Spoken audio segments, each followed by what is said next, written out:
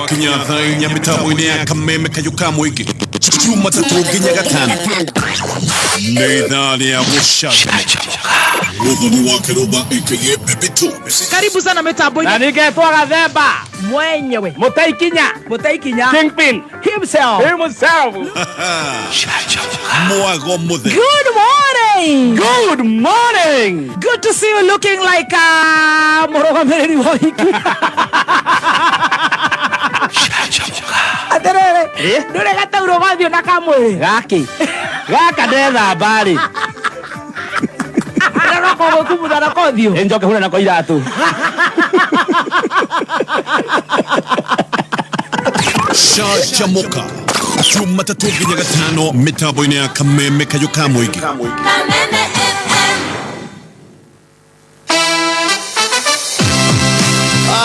Kwina njira njerũ ya gũthaka Cheza Sita.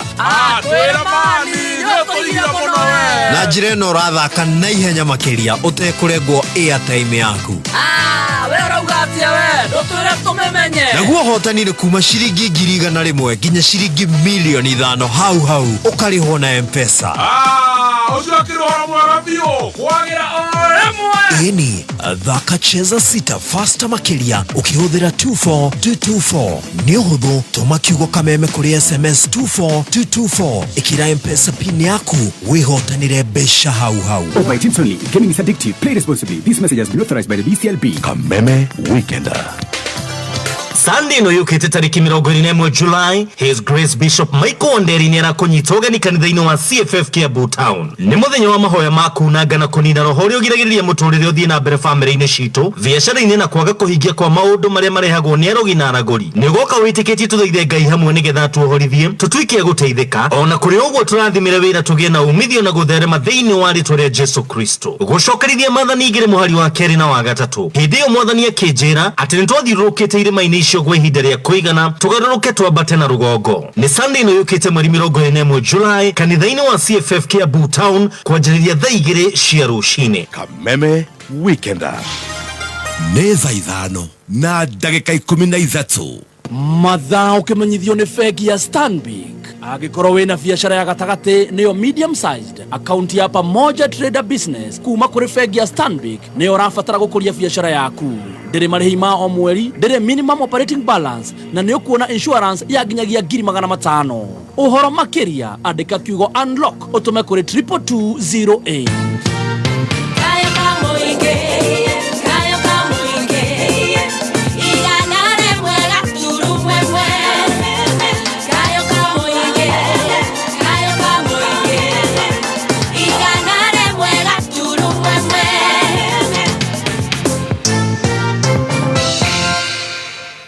First time driving in Nairobi?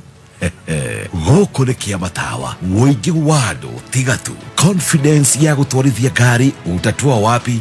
Worry not. Petans Driving School tũragũthomithia driving course ĩrĩa ĩgũkũhe confidence ũgĩtwarithia ngari thĩinĩ wa CBD o yothe ĩna mũingĩ ũtegũtukanĩrwo. Wĩyandĩkithie ũmũthĩ Nairobi Capital House hakuhĩ na Ambassador, Kasarani, Ruaraka, Huruma, Githurai 44 and 45, Zimmerman, Kahawa West. Wĩteithie Juja, Makongeni. Thimũ nĩ 0705 050504. Tũcerere our Facebook page Petans Driving School and Computer College Kenya. Petans Driving School, tunakujali.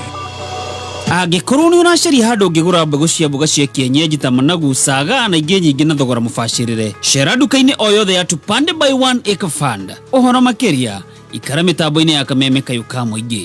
Kameme Kayuka Mũingĩ tũkĩgacĩrithia ndũgũ itũ ona mũno makĩria. Na rĩu no twamũkĩre wega kagema 92.3 FM.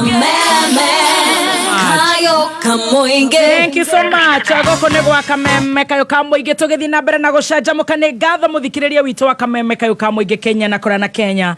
Nĩ ngatho nĩ kwenda Kameme. Elena Gacomo nĩ ndĩrakuona wetereire njorua ya kothi. Lydia Mwangi jetereire rothua njorua ya kothi.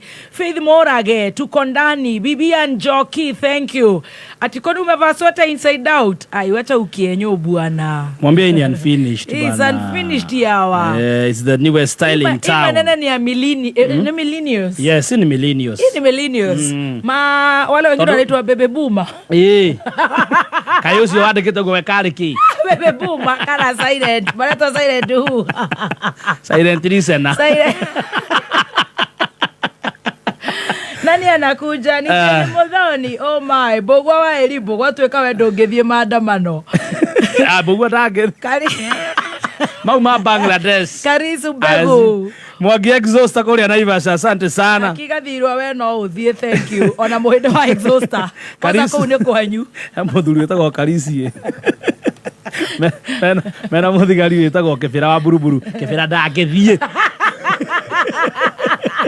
Muhinde wa exhauster ndũraigua ndauga kuu ni kwao. Ucio ni ahana, ucio no etekirio. Hihi ni uĩ atĩ system ya token meter yaku nĩ irabatara gũkorwo updated? Nĩ ũndũ mũhũthũ na gũtirĩ marĩhi. Wamũkĩra ndũmĩrĩri kuma kũrĩ Kenya Power, ĩkĩra kodi ya mbere nĩguo ũreset, ũcoke wĩkĩre kodi ya kerĩ nĩguo ĩkorwo ĩ updated, gũtigĩrĩra token meter yaku nĩ ĩgũthiĩ na mbere na kũruta wĩra.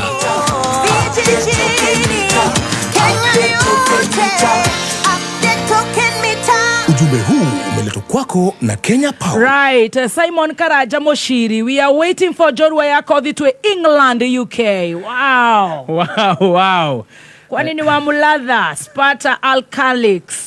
Ucio ragirwo guo ndaiko wa Mulatha nĩ akoragwo very flexible. Ati toeni hizi bills tunamalizia. Anakuja sahi. Mheshimiwa Gathoni wa Mushoba nĩ ndakuona. Simon wa signature aka Shoba wa Maina. Na Mheshimiwa Gathoni wa Mushoba harĩa andũ makugeretie kũhaka page yake. Oi pole. Makandĩka atĩ ũrĩa aroiganga is fake news this one. Pushing out what anarchist whatever. Oh, Desperate times. Call for desperate measures. Rapture times. Tunagojwa Jorua na anaingia in just 1 2 3. Hata siwezi taka tupitishe hapo juu mimi mwenyewe niko na stress nikiwa huko. KCB mobile banking rĩu nĩ maraheana rũni rũrĩa ũngĩrĩha na thikũ ĩmwe, thikũ mũgwanja, thikũ 14 o nginyagia mwaka ũmwe na limit ya nginyagia ciringi milioni 1. Kũmenya makĩria ikara mitambo-inĩ ya Kameme Kayo ka Mũingĩ. Ate my boss needs baby tops number from Turkey. Wewe Willy Mwangi. Unataka kuniuza nini? You are for sale. Hey, kwa boss wake. I refuse. You will go. And refuse. Investment Limited ni maragwitira buroti cia 50 by 100 mwena wa Canaan Land Phase 4 Mala na thogora mwega wa ciringi 550. Kumenya maingĩ ikara mitambo-inĩ ya Kameme Kayo ka Mũingĩ. Jikokoa ĩrĩa ũmenyete na ũgakena ũkĩmĩhũthĩra kũruga mĩaka mĩingĩ rĩu nĩ rebranded na ĩretwo Ikoa Cha. Kũmenya makĩria ikara mĩtambo-inĩ ya Kameme Kayo ka Mũingĩ. Nĩ thaa 5 na ndagĩka 19 mathaa ũkĩmenyithio nĩ Petans Driving School. Barabara ya Salgad ĩkoretwo na mĩtino mĩingĩ ya bara. Nĩ wega ũgĩtwarithia ngari barabara-inĩ ĩno. Do not overspeed. Petans Driving School nĩ ĩkoretwo ĩgĩthomithania driving, gũtigĩrĩra our drivers mena discipline na makaiyũkia road safety as a habit. Kwiyandikithia umuthi Oka, Naikuru, Naivasha, Gilgil, Nyahururu, Olkalau, Narok, Eldoret, Kitale. Thimune 0721 32 83 83. No wiyandikithie kuhitukira our website www.petansdrivingschool.co.ke. Petans Driving School, tunakujali. Ati kwani guest amefika? Kwani ni nani? Tuagoja sasa kuja Stacy, piga kamera. Nerenda kuina. About dance.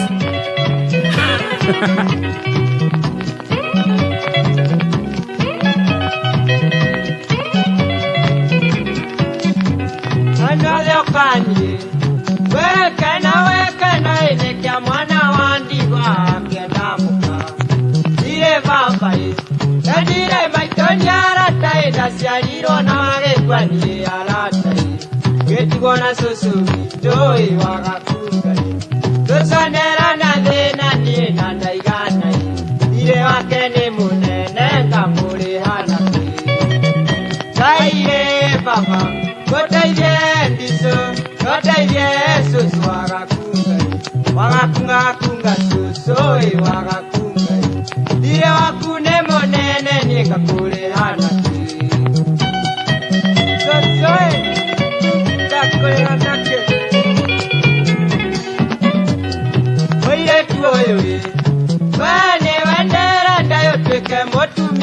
kwani toikaranye tusaro mone tuyae ukamuruta tusanyitwa ni ng'oruwe ukamuruta wanandona sirike mweni tukagayana Gaiye baba Kodaije diso Kodaije soso Wakakunga kunga shosho I tell you, are you ready?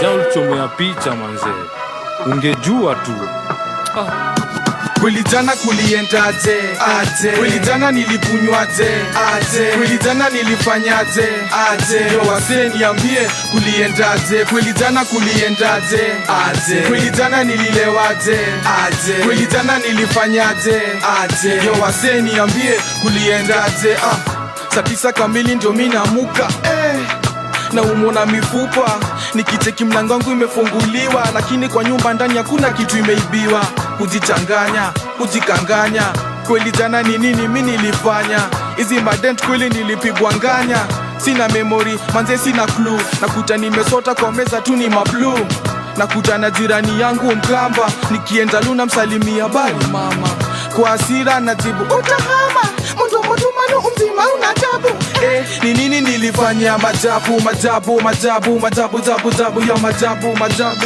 ya majabu kweli jana kuliendaje aje kweli jana nilikunywaje aje kweli jana nilifanyaje aje yo wase niambie kuliendaje kweli jana kuliendaje aje kweli jana nililewaje aje kweli jana nilifanyaje aje yo wase niambie kuliendaje I tell you the chairman himself kutoka California is in the house maneno hapa ikachemuka Jorua ito yako thi muthenya wa umuthi ngwira gikuyu gitu gikoragwo kila mahali he mundu tangeciria muthuri ucio kana mwanake ucio witagwo Meja ni witu na riu ari guku kwanza the youngsters tondu mamuonaga Meja ona ni de follow wake de mufuataga muno na nikio nguhikikaga nyambe ngorwo ndĩrenda ũtheri ngorwo ngĩhĩkana nake ndagathiĩ ũguo ariganĩrwo ainũke nĩgetha tũigue rũgano rwa Meja angĩgakinya gũkorwo e hau agathondeka mbeca ciake agathondeka mũtũrĩre wake agakorwo nĩ artist ukoretwo athiete mabũrũri maingĩ gukorwo agiperforma na muno makeria the youth the Gen Z aya neo andu aria makoragwo makirora muno muno ona ithuĩ kuri andu makoragwo makirora wa kirumba akiengei ao riu mwanake wanyu ari haha karibu sana Kameme Meja. Asante ni thegio muno uhoro waku Timuru umuthi andu magoke maka ya agikuyu umuthi duhana na ndo maraiga kwena mugomo Bangladesh ate we ndungiandamana ate kau ndungiingira nilienda maandamano nilienda lakini sio Bangladesh Bangladesh kuna maandamano ati sasa wale majenzi huko wao wanaenda bila dresses hakuna kuvaa kitu ndede kutiradhi jaga netoaga karibu sana Meja nigetha ukoro inspire andu aria makufollowaga aria mara grow to nginya mundu athi into music industry no amenyete no ajie handu no kinye handu kogwo wambe ugeithie muthikiriria wa Kameme nduri woka Kameme no ni joni ukithikagiriria Kameme karibu sana geithie muthikiriria wa Kameme ndenda kugeithia andu othe andu a nyumba na ni thegio muno andu a Kameme kundehe haho napenda vibe yenyu nigenete muno guka haha kwaria na inywe na muturire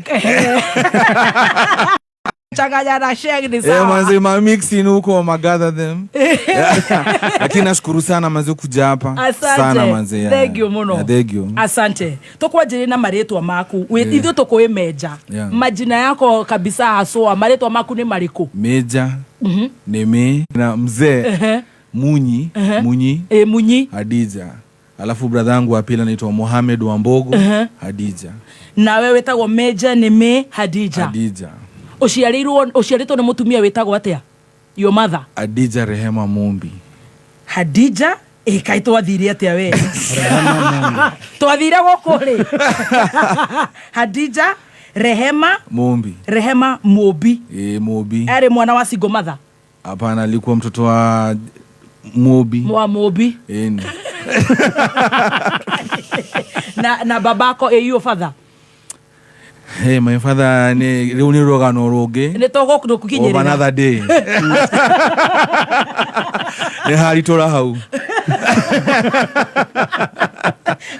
togo kinyerera hau togo ko kahora kogo tobe tuge we ugiciero wakorire Hadija Rehema Mombi your mom. Yes. No ciarirwo ku? Nimezaliwa Nairobi. Nairobi wapi? Pumwani. Hapo ndo baadhi yangu inasema nimezaliwa, lakini mimi nikijijua nilikuwa na Nyeri. Twende pole pole. Haya, netole shoka todi Nyeri. Haya, Nyeri hoye. Yeni. Tajera terere. Umezaliwa Pumwani. Yes. Ukiwa what born? Third born. Aha. Yes. Sasa ukajipata Pumwani ama wewe ulienda kugrowia wapi? Nimegrowia Nanyuki kiasi na Nyeri. Ulitokaje Nairobi na ulienda Nyeri aje? Sasa sasa Johnny say ni story ya my mom. Sasa huko how thie nini doe. Wewe iko yako? Yes. Ulijipata unaishi na nani? Na my mom. Akiwa amehamia sasa Nyeri. Okay, unajua Nairobi na kwaga unaona zile unakuwa na memories za mbali. Nilikuwa mdogo sana. Yes. Sikuwa nimeingia hata primary school na nasari so niko na zile memories za mbalimbali. So venye mlihamia Nyeri mlienda kukaa wapi na madhe alikuwa anafanya kazi gani? Majengo. Yes. Majengo na emwe ya Nyeri. Yeni majengo ya Nyeri. Ekaruta mwana kioyo. Wow. Watu wa Majengo, watu wa Kiawara. Atea. Watu wa Blueberry. Hiyo area mimi yanajua mbaya sana. Kuni kwa mwadhire. Yes. Your mother akiseto ku. Yes, kwa sababu shoshangu alikuwaga huko. Shoshangu alikuwa anafanya ishi huko. So I think my mama will have. Okay, sasa kuongelea about hiyo sasa sijui. Lakini I think ni zile za unarudi home kwanza kwa sababu kuna watoto. Yes. Afikiri ni hizo design. Ni vile sitaki kuongea sana. Hizo design. Sasa naulizaje Meja? Sasa umejipata Majengo. Na sasa hii Majengo umeingia shule sasa? Nimeingia shule na pia by the way kwa Majengo pia ilikuwa blessed na wewe. Kwa sababu unaona vile muongea. Yes.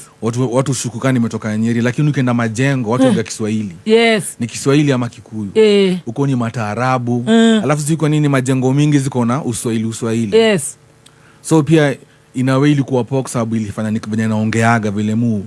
Yes. Uzo akani nimetoka Nyeri na nimetoka Nairobi kwa sababu ya kukaa Majengo. Yeah, umeishi Majengo na Waswahili. Ya Nyeri. Ya Nyeri. Sasa mimi wacha niulize, umeingia shule gani?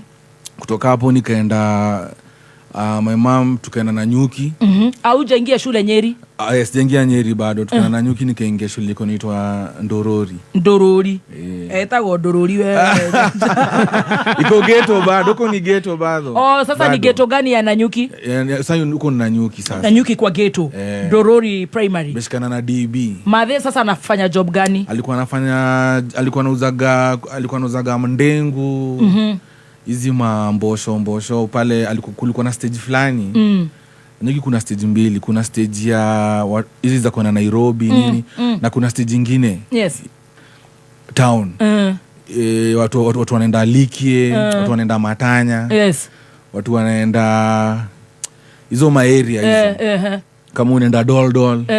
Wako na stage yao. Sasa hapa alikuwa anauzaga hapo. Alikuwa anauzanga hizo Drego, bosho, githeri. Hapana, yani si bosho imeiva, yani serious. Sorry. Alikuwa na kasoko. Alikuwa na soko. Lakini unaona zile soko za kiosk. Unaona stage na kwa ina ka square alafu mwisho kuna zile kiosk zimeangalia. Hizo donyo. Zinaitwa gondonyo. Hizo soko. Zile za mbao, zile unaweza beba.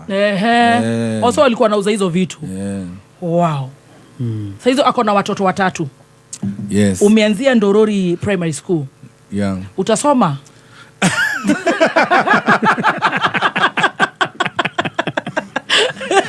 Nitasoma. Uko hapa kuongelesha watu wasikaze na hii maisha. You're here to inspire Kenyans. Yes. And our diaspora fans. Nimefululiza ni dado mire. Dado mire wega. Yeni. Niko thoma? Yeah. Niko thoma na mathina mako igatirwo fithi. Uli hustle, muli struggle. Did you struggle? Ndio nilikuwa nafukuzwa hapa na pale, lakini my mama alikuwa anajaribu sana. Alafu tuseme hiyo time sikuwa naelewa, maybe akiniambia nikule akuli. So nafikiri tu zingine nilikuja kurealize vile nimekuwa mtu mzima, nikaanza kurealize alikuwa analala njaa. No. But hiyo time sikuwa na hiyo akili. Au shikanishi. Hata saa zingine ningemkuta nakumbuka kuna time nilikuwa namkuta ako tu kwa giza. Unaona ile kuna siku utacheza una notice leo kuambia uingie mapema. Unamkuta tu kwa giza. Kwa giza tu namuuliza, mbona umekaa kwa giza? Unaona? Na niko kwa ghetto. Lakini nafikiri ni hizo sasa ndo uko ni realize maybe alikuwa kwa mawazo. Lakini mother alinilea poa venye aliweza. Nashukuru sana, nampenda sana beze. Tuende pole pole. Yuko uhai? Mamangu yuko. Very good. She must be a proud mother. Manze. I hope. Oh no. Hapana. As nilongana naye jana. Yeye niombeanga sana beze hata kwa simu tukiongea. So nikiangalia nayo I think she's proud. She's proud. Yeah. So umesoma na mashida like any other ghetto child. Umefukuzwa fees. Were you a bright boy? Ulikuwa mnoti? Hapana, bezi zingine unakuta zamani mimi nikigrow up ulikuwa na mchongwano. Zile mchongwano zile. Unachongolewa hivi. So nilikuwa nachongolewa sana juu ya weight manzi. Ulikuwa bado na ka weight? Hata my son akona ka weight. Nilikuwa na ka weight, so nakuta wanasema nini? Ilikuwa nafika mali naanza ile self esteem yangu ilikuwa chini. Oh no. So nakuta kama watu maybe wakienda kukatia mademi vile kwa shule, mimi sikuwa na hiyo courage. So nilikuwa mtu kujiekea hata vile wasanii wengine usema gati nilikuwa naimba shule. Unajua mimi hakuna classmate wangu yoyote alikuwa anajua mimi naimbaga, wote waliniona kwa TV. Wow. Mungu wangu. Ulikuwa uko tu chini ya maji. Kwa sababu sikuwa hata na courage ya kuambia mtu unaweza rap. Sikuwa na courage ati naweza rap ati kama hizo marali ama ni rap mbele ya shule. Nilikuwa tu msenya wa kunyamaza. So ninge na jam session. Ndio nasema na rap. Lakini sijui kama unakumbuka jam session ilikuwa on Sunday. Yes. Ilikuwa club lakini hauzi pombe, ilikuwa ni soda saa 8 mpaka 6 ya high schoolers. So back to school walikuwa wanapeana baiskeli na 10,000. Unaweza imagine kwa mtu wa high school ni kitu ni prize. So nakumbuka nilikuwa naenda hizo ma competition, naona msee anaweza muweza but sina hiyo confidence yako nayo ya mchongoano ya hiyo vile nakaa. Alafu pia mother alikuwa anapenda ukinielewa angeweza kuafford ati maluku na nini. So kulikuwa na mother fulani best yake. Alikuwa anakuja na hizi mango za isili za kushine. So alikuwa ananiambia nichukue juko anaweza lipa baadaye. Bali sababu mother kwa na luku kalikali. Sasa mzee nilikuwa navaa matokio. Sasa nashangizi ni gani? Yaani luku yangu na shine unaelewa. Iron mabati. Kama 90K. Unajua hizo maluku, jacket zingine hapo ukitokea mnakaa mko uniform. Lakini sasa ninaelewa hapo ndio umedressiwa vizi Jumade hapo. Sasa ni vizi, sasa ni vile angeweza. Na pia naelewa kwa mother angelipa baadaye. Ni mkopo. Unaona hata yeye analala njaa ndio wewe ukule na watoto wakule. Naelewa. So sasa ilikuwa nipatie inspiration, unaona sasa. Naona nakaa nimeng'ara mabati. Naangalia weight. Mchongo ulikuwa big sana. Nilikuwa mbigi. Alafu manze Sunday umeenda kama umeoga. Manze umekaa hapo umeoga ndio mtoke umeenda ile mkenda jam session mlikuwa mnaenda watu wa ESTO, watu wa ghetto, yani mnaenda kama kereni. Ulikuwa unaenda church gani? Asikuwa naenda church. Sikia kwanza. Sasa nimekaa hapo nimekuja kana nimeng'ara. Unasikia watu wamesema jo cheki watu wang'are alafu wapatane hapa tuende. Na mimi nilikuja kana nimeng'ara.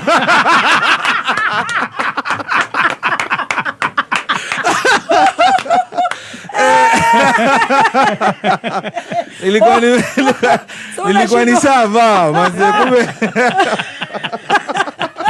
Unaachwa. Sisi uongei unasema tu watu waende waoge wang'are. Mimi nikienda home sirudi. Jioni ilikuwa the best look ungepiga. Look ningepiga lakini kwao ni kama look ya kukaa yani around.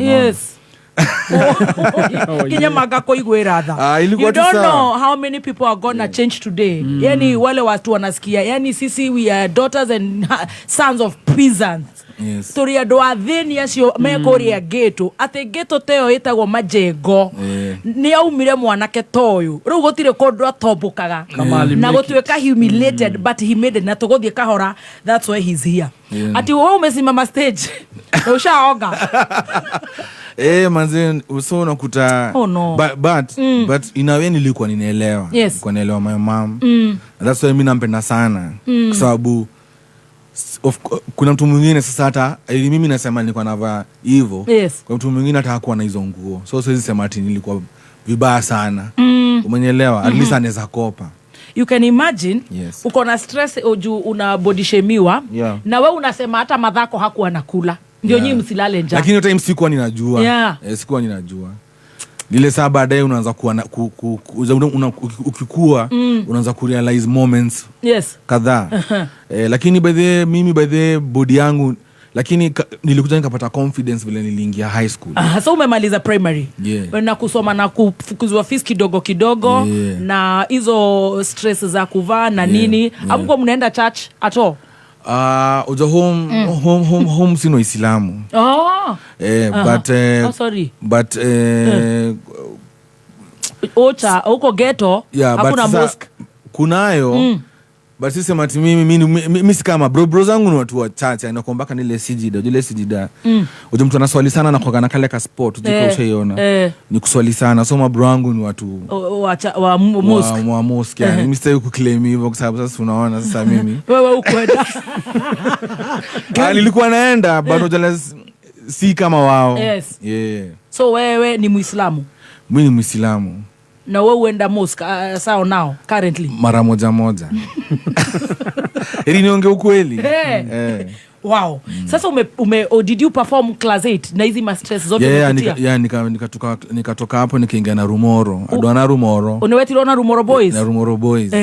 Manze. Na hiyo nilikuwa poa sana kwa sababu ilikuwa boarding school. So nafikiri hata hapo ndio hata mimi think venye walikuwa wanasema watoto wa boarding school mimi support hiyo kitu. Kwa sababu mimi naweza sema boarding school ndo nilipata character. Wow. Unaelewa boarding school inakufundisha kusave. Unaona mara kwanza unaona hapo unatimbua mkate unasota na wiki 2 unaona next time unajua kuna maana ya kusave siku la mkate ujinga kila siku. Another thing inakufundisha inakufundisha kupatana na different people from different areas. Unapatana kuna mtu wa Eldoret, kuna unajua like inakufungua akili kujua unajua ukikaa tu mahali pamoja unafikiria tu Kenya iko hivyo. Lakini ukienda boarding school unajua huko kuna mtu wa Vihiga, kuna mtu wa Eldoret, Mombasa. Una meet na different characters. Alafu unajua kumingle na personality tofauti. Unajua kuna mtu anapenda kushout, kuna mtu anakuaga hivi. Mkilala kwa dom kuna mimi bedeni nijulia shule kuna watu lala wanaanza kuongea usiku. Sleep talkers. Unaelewa? Mimi kama nasikia la msana bonga nini unaona? Ndio nikajua kuna watu bonga usiku. Bonga usiku. Akaanza kuona kuchekelea watu na wao. Kuchekelea anasema ku understand. Sasa kuta hata nikuja kwa hii dunia ifike mahali maybe unaweza kutamia hata kama kampuni mumeenda team building mahali. Alafu mwembe mtashare 2 rooms. Maybe kama ni madem na share 2 rooms. Alafu pate workmate wako ndio kubonga usiku. At least ulikuwa prepared kitambo unaelewa itakuwa oh my god. I cannot sleep here.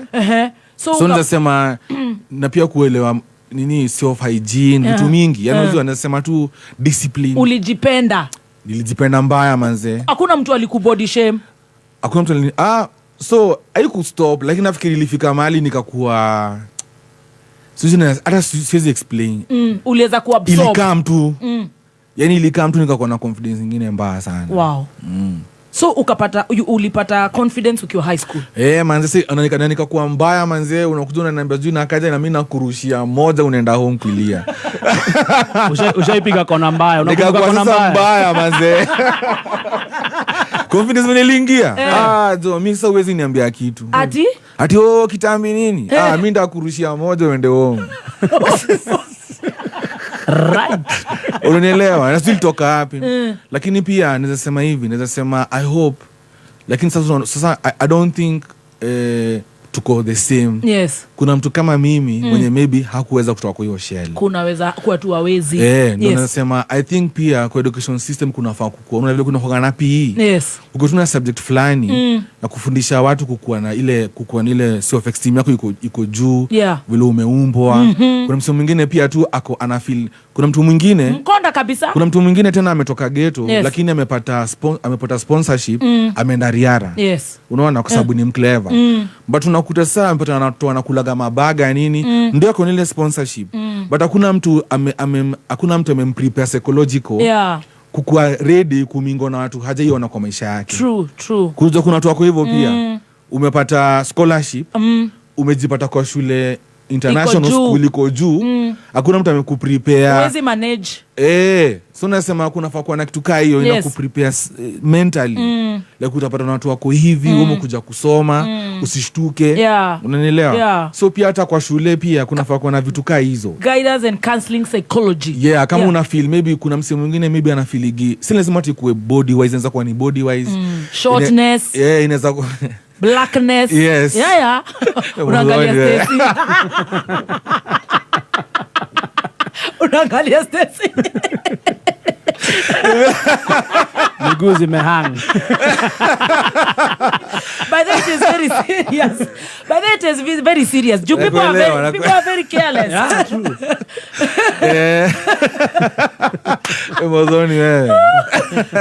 Unajua lazima nikuongezee. Bana kuelewa insecurities ni mob. It's true. Kuna insecurities mob. Nafikiri kuna faa kukuwa na a safe space ya kujiexpress. Yes. Unaelewa? Pia kuna colorism. Dema na feel labda ana a certain skin tone na feel ni kama hafai. Na kutembi bati inaanza huko shule. Ni mtu unafaa kumempa waki wa.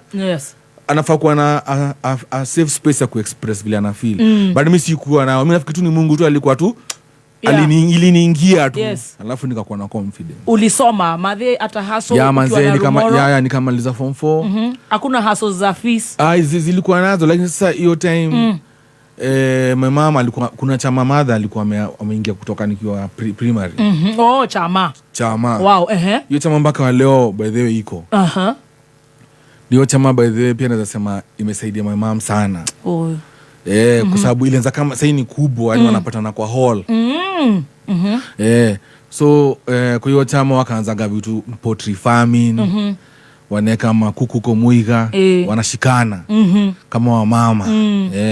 Sasa sema vitu hizo zilisaidia sana pia. So hizo pesa ndizo zilisaidia ukasoma. Zilisaidia sana nikisoma sasa high school. You know that's so great. By the moja nishisema historia ya chama nikachekelo sana kwa mtandao. Watu ni wajinga wachana na watu. Kuna siku nilisema wanaume wanafaa kuwa na chama. Nikatukana kwa mtandao. Kwa sababu mimi nilikuwa nasema hivyo kwa sababu nimeona umuhimu wa chama. Na wewe ulisomeshwa kwa maisha yangu, unaona? Hii kitu unachiki wanaume. Heri mpatane mali mkunywe, mkule nyama muachane. Na muonge mambo za madem. Unaelewa? Lakini unaona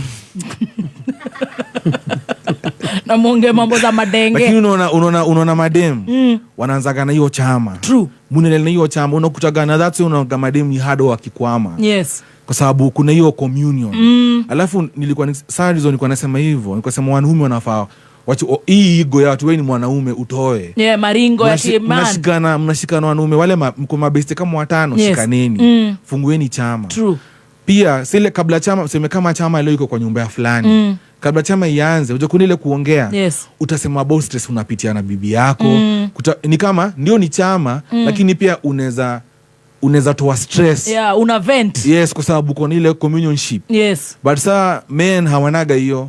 Ndio save kivyako, umie kivyako, ukisota sote kivyako, udai kivyako, upate depression kivyako. Unanielewa? Nilisema hata maybe size you come take it and tukano story ya chama lakini mtu hiyo ndio imekusomesha. Mimi niliona.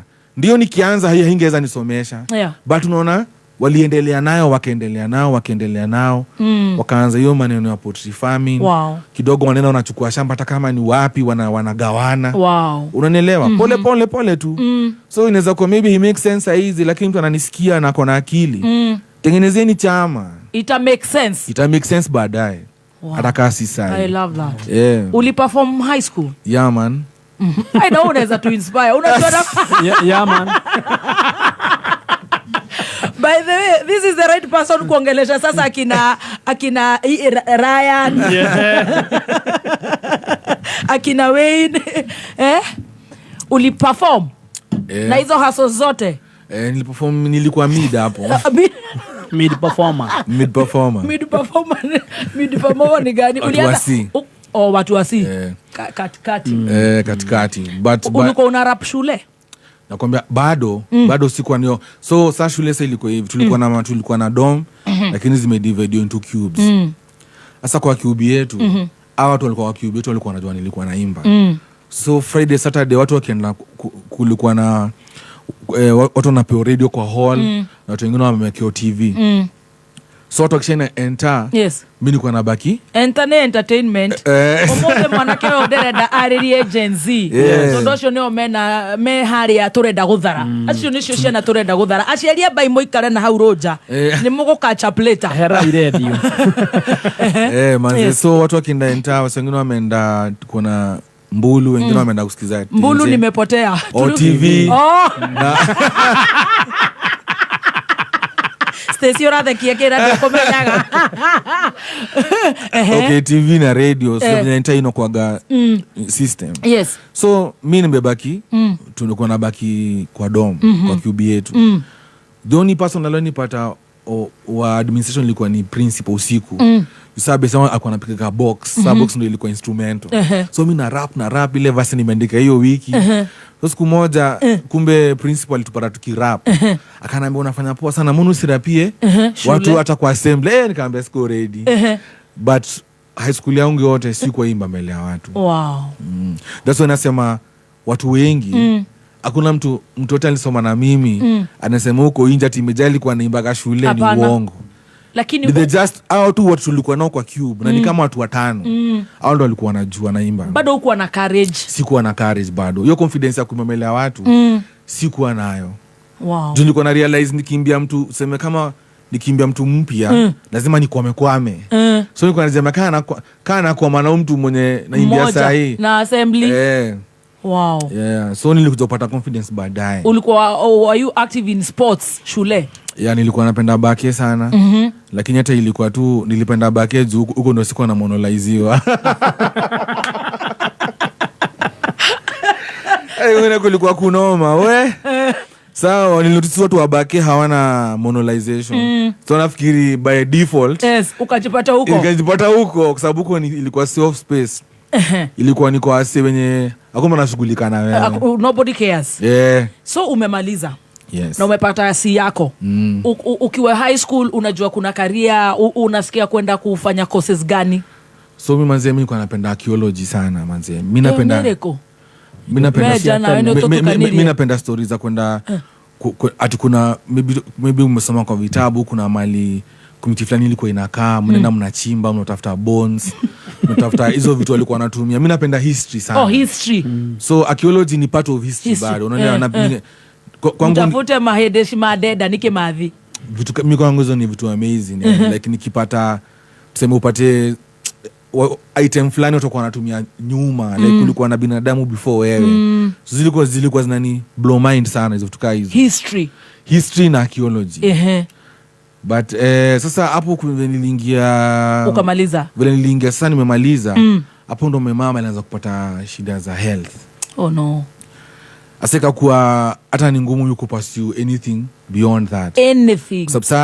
So my mama alikuwa anaumwa na kichwa. Hii ni kitu alikuwa nayo. Anaumwa na kichwa. Hata alikuwa anajulikana mama jana anaumwa na kichwa sana. Hatungekosaga headaches kwa nyumba. But sasa kumbe hiki kitu ilikuwa ni brain tumor, ilikuwa ina grow tu pole pole. But hakuna mtu anajua.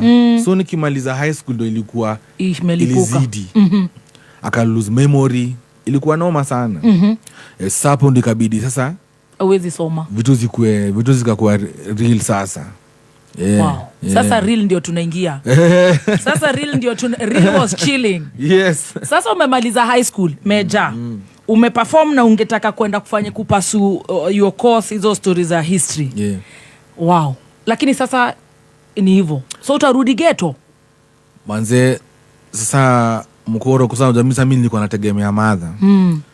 So first of all ujue kabla hata atujue ni nini ilichukua kama mwaka na anafanywa test huyu daktari anasema sijui ni hii anapewa dawa anakuwa tu wasi ameulizwa ajue ni nani ajui watoi ajui watoi oh no akaenda hivyo akakuwa was ilikuwa was manze so ilikuwa ni zile hizo stories za unajua usipata watu wanasema ati wanapeleka watu hospitali na hawajui ni nini mbaya yes. ilikuwa hiyo so mnaenda huyo anasema ni hii kila daktari ako na opinion yake so hata ule anyway sasa hiyo ndio time vitu zilikuja zilikuwa aje hiyo ndio una to inspire ndio you are encouraging someone who is going through the same hell manze so vitu zili happen sana hiyo time the same time sababu pia my grandma ndali alipasio period sasa kwenye mli kutoka Nairobi mkaenda kwake ghetto my grandma alipasio time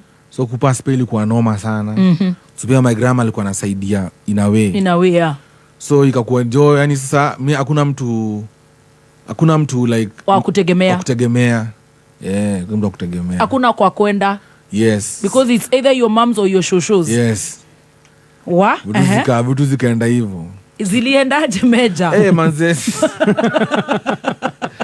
so anyway manze nilianza kufanya vitu kadhaa kama na umetoka tu high school kuna msee fulani alikuwa anapikaga alikuwaga anapika hapo stage ya Nanyuki hapana ya Nyeri so hiyo time manzara sijui imelea na nyuma so akanipiaga story fulani hata alikuwa anajua budangu nini uja story kaa hiyo mzana akwambia nilikuwa najua budako nini alafu nini mbaya but ni kama alikuwa anajua so msendo alinipiaga job kwa hoteli yake lakini hakuwa ananilipa oh no sasa so ilikuwa sawa kwa sababu alikuwa anipea dishi so nilikuwa natoka Mkangware na Moshio place wewe ulikuwa kuosha na katakata nyanya sikia kwenye unaweza toka wow this is alafu na nyama namwekea alafu lunch ananipatia food so at least your sector nilikuwa umecontrol hii sector nyingine nilikuwa na bwanitwa Njoro sasa utaanza kufanya tuanze kulia mzee sasa Njoro naye alikuwa anafanya biashara nyingine sisi sema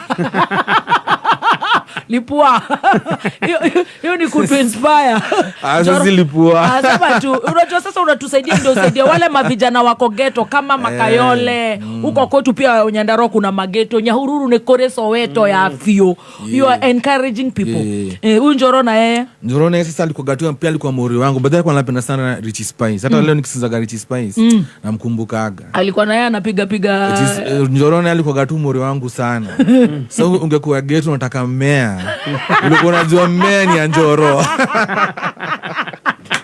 Mdeni marehemu by the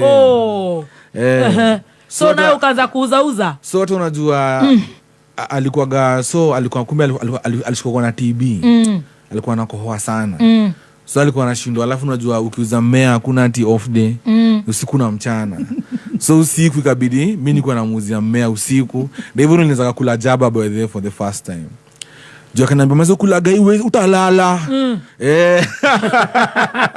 Poima manze naye Mokoro hapa tu ni hosi Mokoro historia yote ajui sasa mimi nikauza mmea nikauza mmea usiku unakula jaba ndo nisilale sababu this is new to me mchana naye unaenda huku kuosha vyombo na kukatakata vitunguu alafu Njorote nikakuja akakuja kawezwa akaenda kalazagwa uko Nyeri PGH huko General Hospital hiyo TB nikaenda kumuona ile siku tu moja sikwenda kumuona ndio alipass batano wasinza sema ukachua biashara hapana ilikuwa mother fulani hapo mother alichukua au mother ajui hii story yangu tuna Njoro so hapo unaona tuchapato wako to ku control Njoro alikuwa hata manze venye alipass akomtu alikuwa anajua koni wapi so alikuwa anasema alikuwa mtu wa street tu ama street kid alafu akaanza kuzamea nini so manze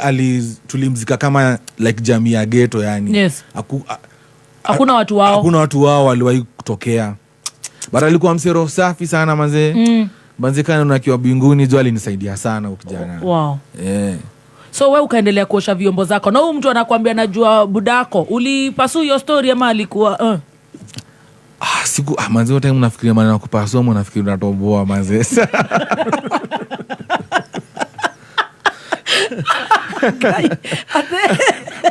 So mori wangu mwingine akakaa, nilikuwa jaribu vitu kadhaa. Huku Nyeri, sasa uko Majengo. Nyeri, so unajua ghetto.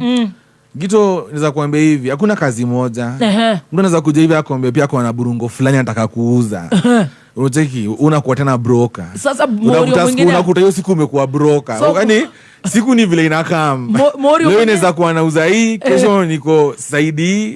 Lakini uko na permanent job ya mchana penye una source. Pale na nini. So but sasa kuna mse, so nilikuwa na VCD, hii kitambo time ya VCD. Alafu nilikuwa na amplifier fulani ya mbao. Na nilikuwa na speaker fulani nilikuwa nimekaga kwa taya.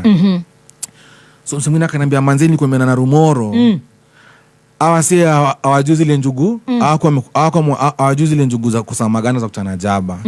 Tunaweza shika nazo jo. Ati hizi za kusa? Kuna hogana njugu fulani ukikula jaba haina maganda, so ichafui chini.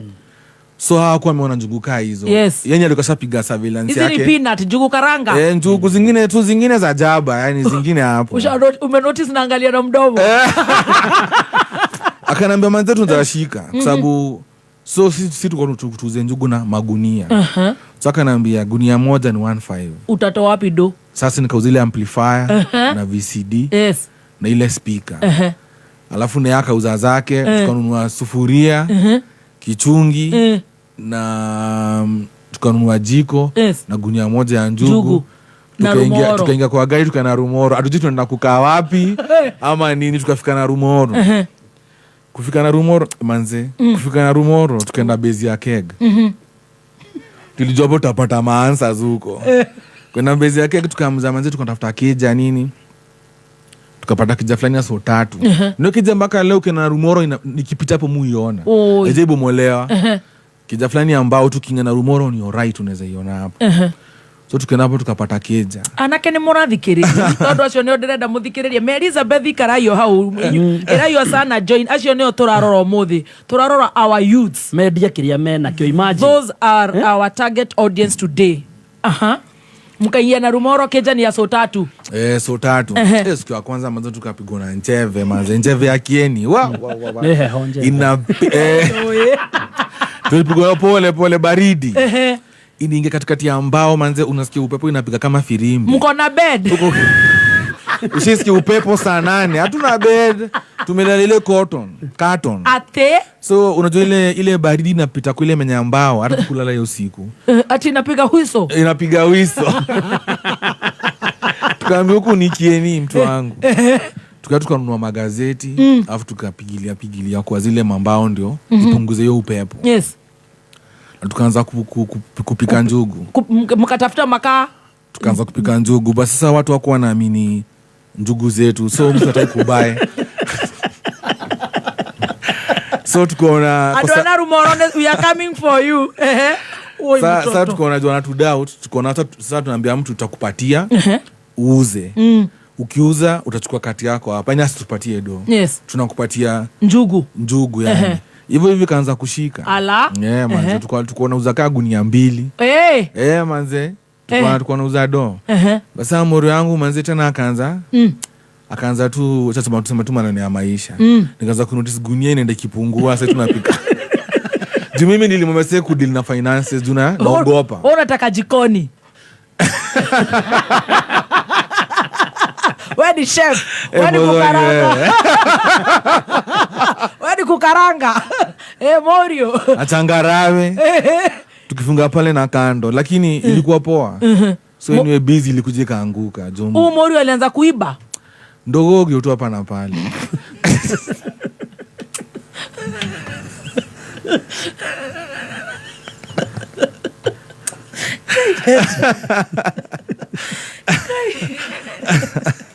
Venye kabiashara kameshika. Niko nimelisikia vibaya by the.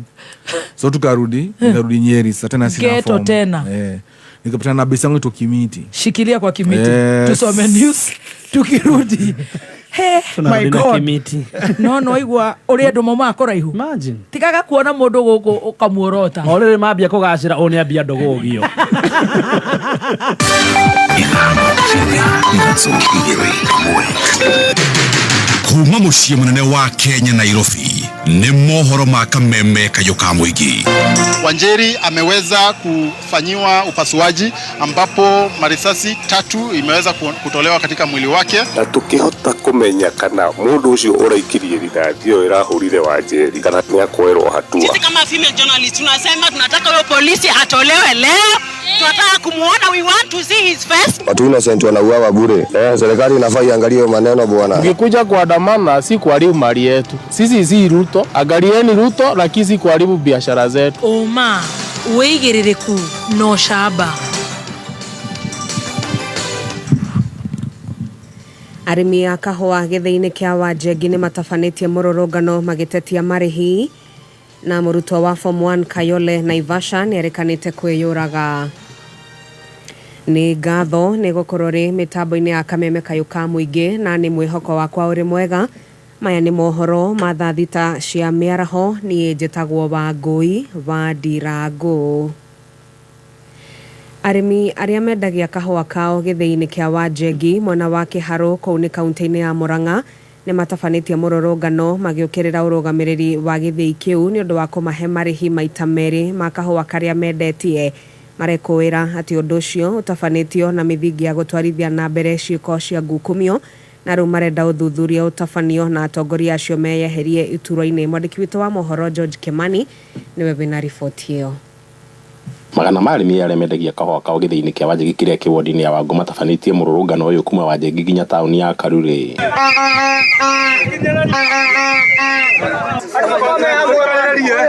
Mateta mao nĩ kũrĩ ũrũgamĩrĩri wa gĩthĩi gĩkĩ thutha wa kũmahe marĩhi maita merĩ ma kahua karĩa mendetie. Tũkĩte amũthĩ tondũ kahua nĩ karatangathirwo rĩti yatangathirwo ya mbere Cherry 1 ĩtangathwo rĩti ya ciringi 95 na Cherry 2 igĩũka ciringi 33. Na ĩgatũmenya atĩ thĩinĩ wa rĩti ya Cherry 1 twatuĩte kiro ngiri magana matano ma 41 na 953, na Cherry 2 twatuĩte ngiri 137 na magana mana ma 10. Koguo figures icio ci cierĩ cigakahua kiro ngiri magana matandatũ ma 79 na 363. Ũcio nĩguo tongora tũracirĩra. Na ũndũ ũrĩa ũkuĩte mbũri ta thana marakarĩtie nĩ marĩhi kana rĩti ya kerĩ rĩrĩa mahetwo na ĩrĩa ĩna ũtiganu wa ciringi 12 he kahua ka grade 2. B ndĩrongererwo ndĩrahetwo na 3380, B ndĩrongererwo ndĩraheo na 4550. Ndĩroria kĩũria gĩakwa atĩrĩrĩ, mbeca icio ndĩrongereirwo ciroimire kũ? Koguo nĩ kuonania nĩguo matũrĩte matuĩkĩte na nĩ mahinda mao makinyĩte, nĩo mareyendirie na nĩo matuonetie ũrĩa mareka, tondũ nĩ tũrarigwo kũrĩa mbeca icio iroimire. Na kumana na kũrekererio kwa marĩhi maya maita merĩ, maugĩte atĩ merekwo atĩ kwa hihi nĩ gũkoragwo na ungumania wa mĩaka mĩingĩ he marĩhi mao ma kahua. Tũkũrĩa atĩrĩrĩ,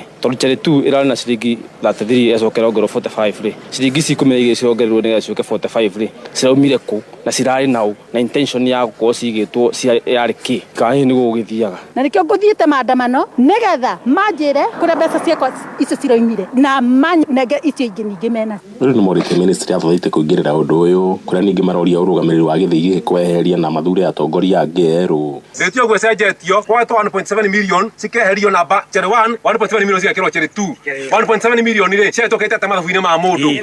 Tondũ ya mbere oimire with the difference of about 6 hours nĩtũhotete kũreherwo rĩti ĩngĩ. Rĩti ĩngĩcenjia atĩa na mathaa, tondũ tũrangĩria tũraigua atĩ nĩ mathabu mahĩtanĩte nĩ bookkeeper ngakĩ ũcio bookkeeper angĩkorwo nĩ ahĩtania mathabu mau rĩ akoya mirioni haha grade 2 agekĩra grade 1 mirioni 1 kana 2 rĩ mathabu mau make no tũmetĩkie. Kuo choice itũ tũkoiga tũrĩ arĩmi atĩrĩrĩ, reke twĩkĩrwo mathabu marĩa magĩrĩire twĩtwo mũcemanio nĩgetha rĩti icio tũgũtarĩrwo tũcihĩtũkie na citarwo twĩho. Rĩti ndĩngĩcenjio no tukũ na ndĩtarĩrio yacenjio nĩkĩ. Rĩti kĩwatho wa cooperative yagĩrĩirwo gũcenjio na yandĩkĩrwo marũa, twandĩkĩrwo marũa twakwĩrwo rĩti ĩno ĩtanire tondũ tũrekĩrĩte mirioni 1 haha twekĩra mirioni 1 haha hangĩ. Tũtingĩtĩkania ona rĩti ĩyo njerũ tũtetwo mũcemanio gĩthĩ-inĩ gũkũ gwitũ mathabu maigwo metha-inĩ. Kameme FM kuma gĩthĩ gĩa kahua kĩa Wanjengi gũkũ Kĩharũ, rĩtwa rĩakwa nĩ George Kimani. Nĩ ngatho George Kimani. Nao aikari a itũra rĩa Kayole kũu nĩ mwena wa Naivasha kaunti-inĩ ya Naikuru nĩ matũngĩtwo nĩ kĩmako thutha wa gũkora mũirĩtu wa ũkũrũ wa mĩaka 15 wa kĩrathi gĩa Form 1 thukuru-inĩ wa secondary mwena ũcio erutĩte muoyo na njĩra ya kwĩita mũciĩ-inĩ kwao wa Mbogo wa Gĩthĩnji. Nĩwe wĩna riboti ĩno. Kuringana na John Kinuthia kuma gikundi kia Gender Networking Cluster kuma mwena wa Naivasha, agwĩte kairĩtu kau karambĩte kũhũndũrwo na mũciĩ kwao kuma thukuru ĩrĩa karathomagira, akĩongerera kuga ciĩko cia ciana nĩ kwĩgeria kwĩruta muoyo nĩ ciambatĩrĩte na gĩkĩro kĩa igũrũ gĩcigo-inĩ gĩkĩ. Mũrutwo wa mĩaka 15 kuma cukuru ĩmwe ya secondary gũkũ Naivasha ũrĩa wĩrĩkirie kwĩruta muoyo na njĩra ya kwĩcuria na mũkanda. Nĩ ũndũ ũkoretwo wĩ wa kũkĩmako mũno tondũ tũkoretwo twĩna cases ta icio cia ũhoro wa ciana nyinyi, ciana cia cukuru kwĩruta muoyo na njĩra ta icio, ingĩ nĩ kũgeria kwĩruta mĩoyo. Nĩ tũraigua mwana ũcio ararĩ cukuru nĩ mwana wa form 1 na nĩ arakoretwo na tũmĩtugo tũregenyũkĩte, na nĩ kwa njĩra ĩmwe kana ĩrĩa ĩngĩ cukuru ĩkonerera nĩ wega ĩtũme mwana ũcio nĩgetha oke aheo counseling na gũkũ nja na acoke cukuru na marũa macio ma counseling. Amwe a aciari kuma gĩcigo-inĩ gĩkĩ nĩ morĩtie aciari arĩa marĩ na ciana nini rika rĩa mumo kũgeragia gũcitara na gũciarĩria kaingĩ na kaingĩ nĩguo kũgirĩrĩria maũndũ ta maya. No hoe ithuĩ ta aciari tuge na ũndũ ũcio wa kwarĩria ciana na andũ a itũũra ona makanitha-inĩ tuge na ihinda rĩa kwaragĩria ciana citũ, nĩ tondũ rĩmwe nĩ iragĩa na thĩna wa meciria na ikaremwo nĩ kwĩyaria, kana rĩngĩ mwana agakorwo na challenges aragerera akaga handũ angĩji expressera. Ningĩ hoya tũtanamba ona kuoya ikinya o rĩothe ũkamba gũthikĩrĩria mwana na ũkamba kũmwarĩria, ũtanamba kũgũtha mwana kana kũmwĩka ũndũ amba ũmũthikĩrĩrie na ũmũhe ihinda rĩa kwĩyaria. Handũ-inĩ ha Kameme kayũ ka mũingĩ Naivasha, njĩtagwo wa Mbũgũ wa Gĩthĩnji. Na arutwo arigitani arĩa marĩ gĩkĩro-inĩ kĩa interns mambĩrĩirie kwamũkĩra marũa mao ma kwandĩkwo wĩra kwambĩrĩria rũcinĩ rwa ũmũthĩ. O nĩ thutha wa ũiguano gatagatĩ-inĩ ga kĩama kĩa arigitani na thirikari kũhĩtũkĩra mwandĩki mũnene rũhonge-inĩ rũu ũrĩa ũracũngĩrĩirie kũninwo kwa mũgomo ũcio. Ũiguano ũcio ũtarĩirie atĩ arigitani aya magĩrĩire kwambĩrĩria wĩra tarĩki 1 mweri-inĩ ũkĩte wa kanana, na Davji Atela nĩwe mwandĩki mũnene wa kĩama kĩa arigitani gĩa KMPDU. But I must say that for the last 3 days, this matter has been handled with a different approach, in the sense that some of the things that we had asked them to do earlier, even during strike that were not done, we've come to agree upon. And this particularly regards a temporary relief that will see all the intern doctors report to their duties by tomorrow, from 1st of August. That is, they are to start picking their letters tomorrow, all of them, 1,210, and then they are to report on 1st of August. Na ngũcokereria haha na mohoro mangĩ wona cihanda wega thaa 7 cia mĩaraho. Niĩ njĩtagwo Wangũi wa Ndirango. Ũma wĩigĩrĩrĩku no camba nĩ mohoro kuma Kameme kayũ ka mũingĩ. Ũngĩkorwo wĩ na ũndũ ũkĩenda kũmenyithia metha itũ ya mohoro, hũra thimũ namba 0704 111 555. Kameme Expressway nĩkũhĩkĩka, ndũkarigwo nĩ ithaa, ndũgatigwo nĩ ndege kana hihi biacara ya hidahi ũrenda kũhingia Kitengela. Peters Driving School tũrakũhe confidence, road stability, car control, maintaining moderate speeds, road safety, ũgatuĩka a very skillful driver. Weyandĩkithie ũmũthĩ Nairobi Capital House hakuhĩ na Ambassador, Kasarani, Ruaraka, Huruma, Githurai 44 and 45, Zimmerman, Kahawa West, weteithie Juja, Makongeni. Thimone 0705 050504. Tusherere our Facebook page, Peters Driving School and Computer College Kenya. Peters Driving School, tunakujali. The new KCB mobile loan is the best loan you will find all day, any day. Unbelievably flexible and incredibly affordable. You can now borrow up to 1 million Kenya shillings from as low as 1.2% as a 1-day, 7-day, 14-day, 30-day loan, or enjoy a longer term period of up to 1 year at competitive rates. Dial *522# or apply on the KCB app today. KCB, for people, for better. Terms and conditions apply. Regulated by the Central Bank of Kenya. Neza Vita na ndagĩka 11. Mathaa ũkĩmenyithio nĩ bengi ya Stanbic. Bengi ya Stanbic nĩ iteithagĩrĩria andũ gũthiĩ na mbere. Mena vehicle financing ya nginyagia 90% harĩ ngari njerũ. Na kũrĩha nĩ kuma mĩeri 48 nginyagia mĩeri 72 na 0% processing fees. Oho, kwĩna logbook financing cia nginyagia 70% ya thogora wa ngari yaku. Ũhoro makĩria andĩka kiugo unlock ũtũme kũrĩ 22208. Kayo kamoingene Kameme FM. Kameme, Kameme.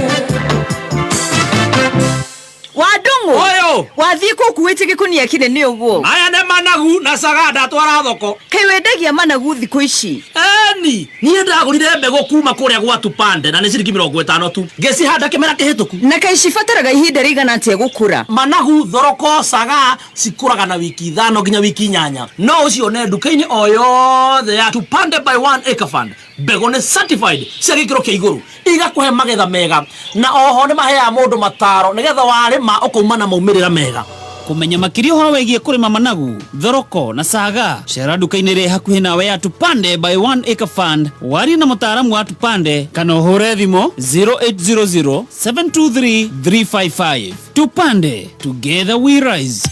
Goko gwa Showmax kwena shows nyingi cia gugukenia muthenya o wothe wa wiki kwambĩrĩria Monday nginyagia Friday. Kumenya maingĩ ikara mitambo-ini ya Kameme Kayuka Muingi. Kameme Kayuka Muingi. Tukigacĩrithia ndugu itu ona muno makĩria. Na rĩu no twamũkĩre wega Kabiti. 92.3 FM. Thank you so much. Goko nĩ gwa Kameme Kayuka Muingi tũgĩthiĩ na mbere na gũcanjamũka mũthenya wa ũmũthĩ tũkũrehagĩra njorua ya kothi na mũthenya wa ũmũthĩ twakũrehera Meja Harija yaketeria kere nĩ rĩrora nĩ mie Meja nĩ me Hadija wa mũndũ gwĩtwo Hadija Rehema Mũmbi kuma kũrĩa Majengo.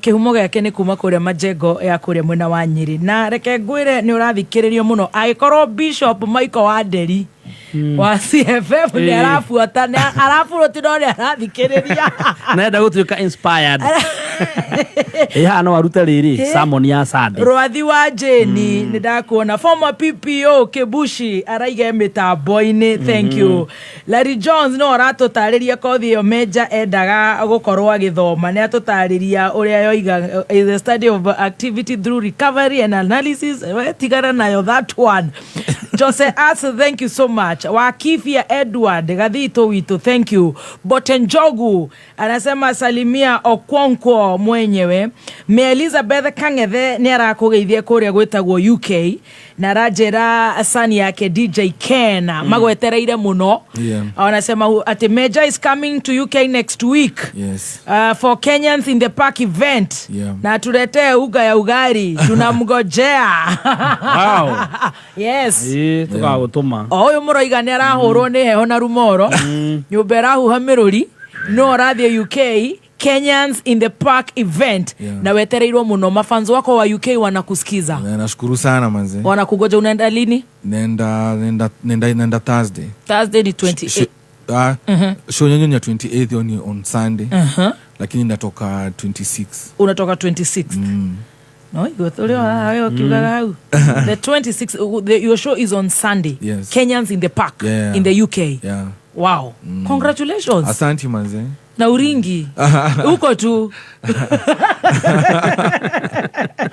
wow sasa Meja uko pale kamiti akakuja tumepata kamiti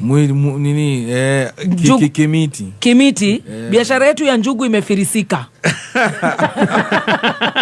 amekunywa ndogogi so kimiti manze kimiti alikuwa alikuwa anafanyaga job za kubandika maposta so nyali ningiza kwa hiyo busy yako mimi sikuwa najua hiyo busy mimi nilikuwa namkakato asubuhi na kukuta maposta zimejaa tao hizi maposta artist are coming za artists za campaign hizo so alikuwa na link up venye anapataga hizo job so nilikuwa nafanyaga wasengine job hapo hizi za kupost na unga ya ngano hizo za no posta una post guy sasa hizi zinakuokolea kaa ngapi ili kutoka na pale Rabi 200 shillings but unajua ukiwa Nyeri so mbili ni kwa sababu unajua kwa hivi mali kuna food mob food kwa expensive so pale hivyo ukiwa na so mbili uko poa uko sawa kwa sababu pale 20 bob manzo uko na madondo ugali na unakiwa food si kupimiwa kama Nairobi kwa sababu ni mob so hiyo ni ukokolewa job hiyo nilisukuma manze sukuma nao sana for how long hiyo tulisukuma na baadhi hata Kimiti alienda ako Qatar, ako poa sana siku hizi. So nilisukuma hiyo alafu ndio baadaye nikapata. Goja, so usiku mnapatiwa posters, mnakoroga hii unga ya ngano, mnaenda mnapaka mna stick. Saa 10 unafanya mapema, saa 10 masaa 9 watu wakiamka na tao iko safi na baadaye unaweza enda. Na unajua unapiana hiyo story ukiwa very proud. Yaani you're very proud. Unajua ukikachini ufikirie vitu umepita kwa live. Yes. Ndio umefanya ukue vile huko. So siwezi change anything. Of course hiyo moment si poa. But baadaye unakuja kuelewa, unajua. Kwa hivyo wenye unakusikiza keep fighting. Ya manze, kwa sababu zingine pia inakogania wea ya saja kutengeneza karakta yako. Yes. Nikifika mahali unaenda utakuwa msee anajielewa. So every day 200 shillings. Yeah. Lakini sana kama kuna kitu. Yes. Mnaweza kaa pia bila mboka. Lakini pia kulikuwa na boy fulani kwa Kuki, alikuwa anauzaga jaba. So usiku alikuwa anapenda sana tengeneza hii mic vizuri. Alikuwa anaona baridi. So angeniachia nimsukumia mpaka kitu saa 6. Kupiga jaba ni mogoka.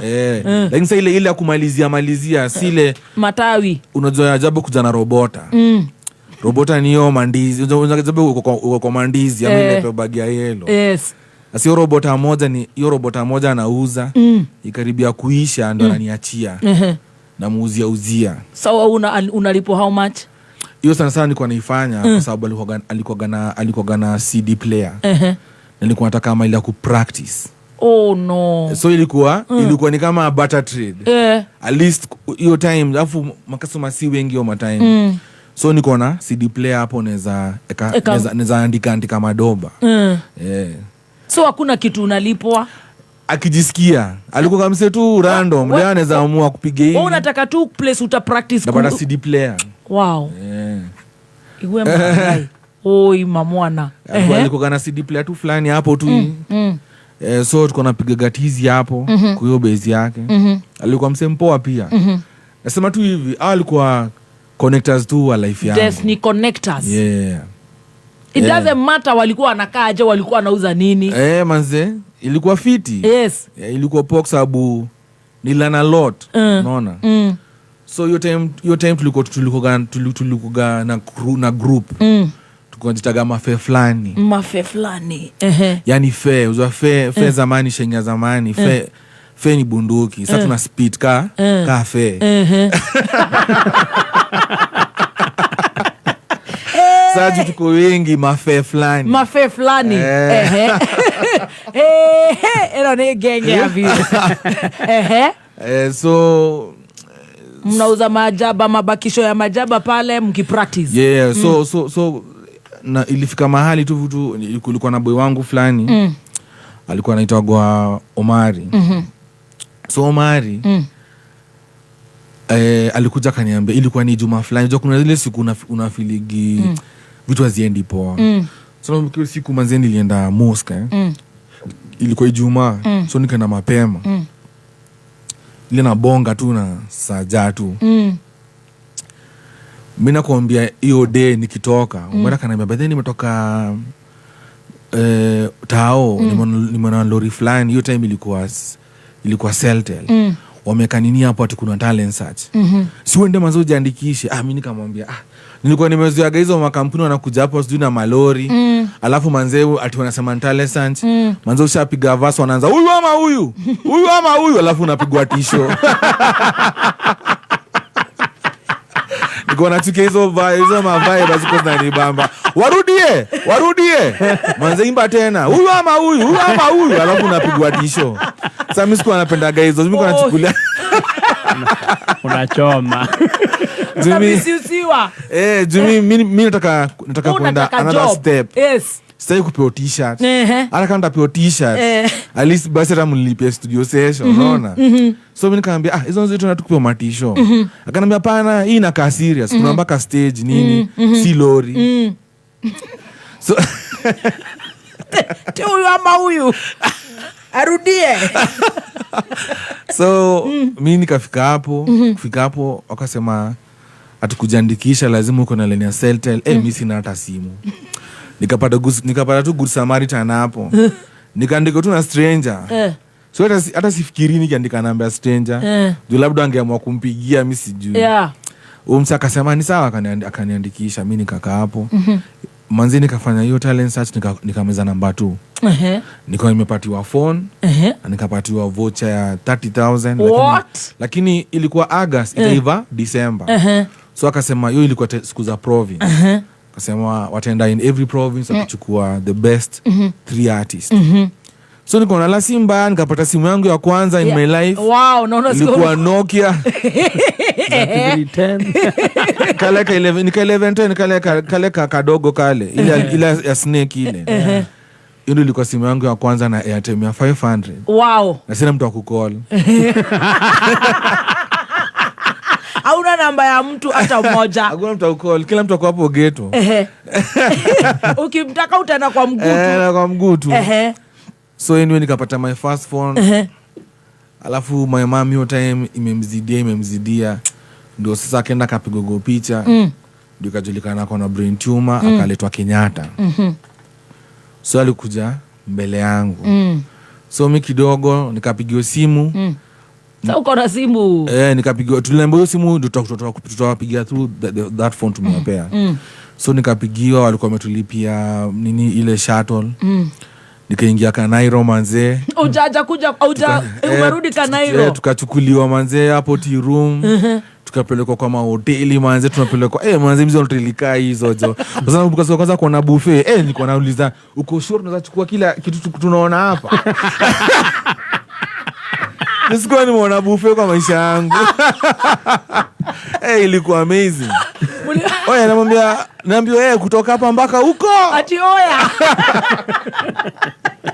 Aone yako toraga. Ilikuwa my first experience of so many things man. Wow. Tunapanga hapo, alafu pia nataka kujua kama nitakatwa. Unajua bado kuna ile majengo iko. Unaona tu kirushwa. Unauliza takatwa ama hii imelipiwa? Imelipiwa. Chakula. Tunauliza mkoshua tunachukua hapa mpaka mwisho. Na unalala kwa hoteli poa. Poa sana sana. Yote matongo ni plaka hoteli hata nini sijui. Sasa ningejua. Hoteli tu ni hoteli kwangu lakini ilikuwa poa. Wow.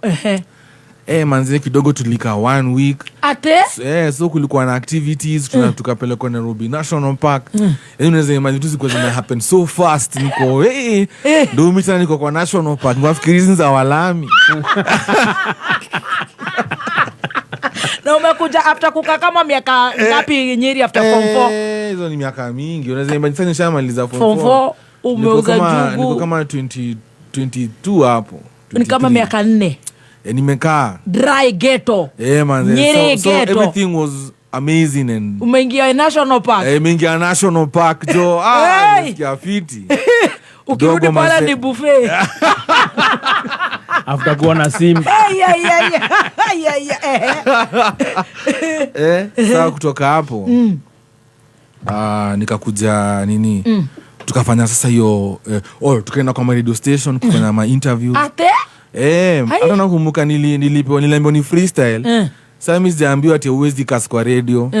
Sasa mimi sijui hizi rules. Mimi ufai kusema vitu zingine. Kukasa aje? Asema zibaya. Unajua ni kutuambia sio kurudia. So language ya kutukanana. Lakini tuko mengana na rhyme tu. Sasa niko natukana mtu mimi tu nile tu language sipo for the radio. But anyway, atukambo wewe kijana ghetto. Competition nikakam. Sio tuko marapa wanoma. Lakini manze walianza ku announce from 10 going upwards. Manze niko natoa ameitwa sijaitwa imefika namba 2. Roho yangu inapiga. Imagine jo ilikuwa the first time in my life nilioshinda kitu. Wala hiyo nilishinda yani kitu. Kashinda manze nikakuwa number 1. Ulikuwa kwani umepiga line gani? Unaweza kumbuka what made ilikuwa nilimbaza na kuliendaje? Ati? Nilikuwa kana hiyo song. Ndio uliimba? Ndio niliimba. Hiyo niliimba. Sasa hebu piga dry. Kweli jana kuliendaje? Susemeaje?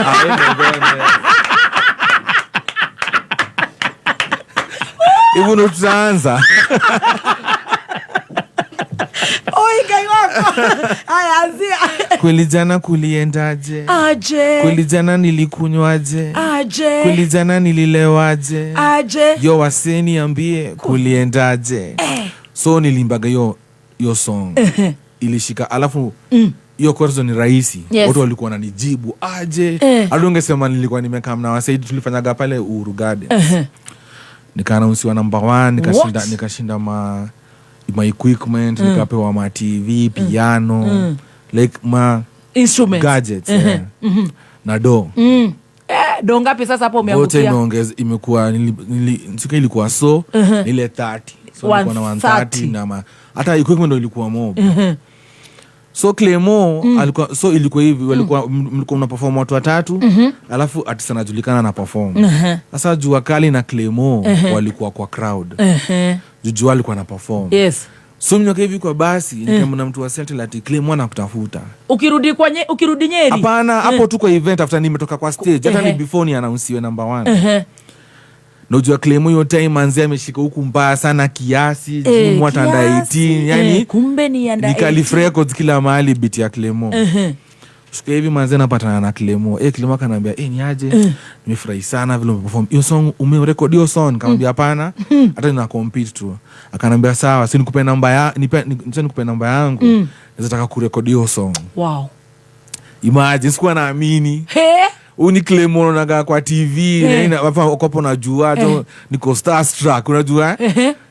Yani vitu ziko zina happen so fast. Kwa sababu mimi nilikuwa tu ghetto last week Monday. Umekelewa juu ya buffet, umetolewa kwa kazi ya kuuza jaba usiku. Na ndio huyu sasa ni Clemo anakutafuta. Ananitafuta. Oi. Nikasave namba na mwana wa rehema. Na mimi nikasave namba yake nikarudi, nikachaguliwa namba 1. Nikarudi Nyeri, nikasukuma mwezi wa kwanza Clemo simu apigi, simu ikipiga ingi. Magadgets umerudi nazo wote? Nimerudi nazo. Umeuza? Sijauza. Nilipatia zingine bro akaniambia kuna buda fulani akona kanisa fulani hapa. Hiyo piano inaweza taka 3 kila Sunday. Tukaanza kukombolesha piano kwa church fulani. Mulikuwa mnalipwa? Alikuwa tupeka 3, unajua list kasande kuna kitu. Kuna kakiru kanaingia. Kuna kakiru. Kayo noma. Na TV. TV nilikuwa nayo. Zingine nikapatia bro yangu. But sasa manze nikasukuma kama miezi kadhaa. Akasema Clemo alinisahau. Manze. From nowhere tu Clemo akanicall. Hata jukani nilikuwa busy yake. So ukirudi home umekodesha piano yako. Sana unachukua 3,000 na TV zako. Tunagana na bro 1.5 kila mtu. 1.5 kila mtu. Junior tafuta soko. Na ame make sure huo pastor anijui. Yeye anajua bro yangu. Ana maybe ilikuwa mingi, sijui hapa kwa ananigonga sijui. Sasa umerudi job gani huko? Mungethio. Hapana, sasa sina survive na hii do. Una survive upige kazi nyingine. Mimi napenda tu kuimba. Of course nafanya hizo jaba moja. Lakini unajua pia nakumbuka nilipata ile voucher pia nikaongezea do nyingine ya hosi. Nilikuwa na do kiasi. Hii do ulipatia madhe? Nikabaki na kidogo ya kutumia. Ocha. Kwa sababu unajua yani kitu nafikiri budget ni nini ukifikiria. Unajua mimi nikuja Nairobi nikashtuka ati jaba huku ni 200. Yani Nyeri jaba ni 30 bob. Kuna jaba ya 30 bob. Angalia huyu. Huyu ni mkulaji jaba huyu. Sasa kabla ameshtuka. Kai wako. Kuna jaba ya 30, 20, 40 na 50. So unaweza imagine nikiwa na tao hiyo niko na budget kama ya wiki mbili na uko na pesa ya piano pale. Ukinunua jaba ya 50 ni kama mtu amenunua jaba ya so 3 Nairobi. Unawekewa kuwekewa. Yaani wewe ni customer. Yes. Wewe ni big fish. Umechukua 50. Unaona? Alafu uko businessman, uko na piano. Uko na njugu. Pasta Nes lazima tume piano Sunday. Kila kitu ilikuwa tu iko sawa. Dr. Edgar Thegede ya kuhuruka. Mama Kegwere. Watu utoka mbali. Ukweli. Na unasikia Rachel Jedi nende rakuona we UK mwetereire meja muthenya wa 28th. Kenyans in the party in the park. Very good. Yeah. Sasa umekaa ghetto. Uko point ya keg. Clemo akanicall. Hello, Clemo. Kana menaji nataka ukuje Nairobi. Nikashtuka. So nikamwambia Clemo aina noma. So kulikuwa na best yangu fulani alikuwa konda wa number 9. Za Isili. Kulingana na yake kuja kutembea, unajua Adwa Nairobi. Adwa Nairobi moka geshagi. Yes, alikuwa anakuja kama amedunga antombe na kaga Isili. So nilikuwa najua kuna kijana anakujaga Nyeri utishaga kila December. Si nikamcall. Wakanyosto, kampigia. Wakanyosto ni aje? Akanchapia wewe nikamwambia nimepata deal fine na Clemo. Nataka kukuja, sinaweza kuja kuishi kwako. Akaniambia na noma, wewe make sure umeshukia mlango kubwa. Hapana kona mbaya, kona mbaya. Kona mbaya pale Park Road. Kona mbaya na kitu kama hiyo. Nikashukia hapo. Sasa hizo siku number 9 zilikuwa zinapitaga Park Road. Zilikuwa zinaga number 6 ilikuwa inaenda clockwise, number 9 anti-clockwise. Hata unashanga hizi ni games gani? Ni simu route moja lakini number 6 zimesota. So niko nasimama tu hapo akuja ameniingiza kwa ile amata alikuwa nayo. Mimi nimeenda na hivyo tumekaa na yeye maliza job nini. Mimi maanze kufika pale Isili. Kumbe jamaa anakaa Mathare. Place inaitwa Kosovo.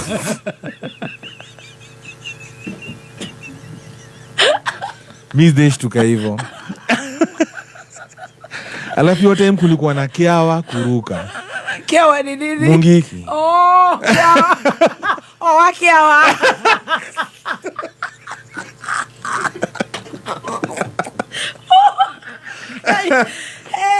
Kiawa walikuwa kila mahali. Sasa pale Isili pale Senti, sasa kuna petrol station. Zamani ilikuwa tu ni grao.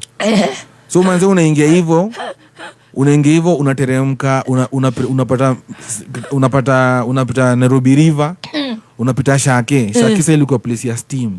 Hapo watu wa steam, yani watu wa unajua watu wa Ng'ang'o.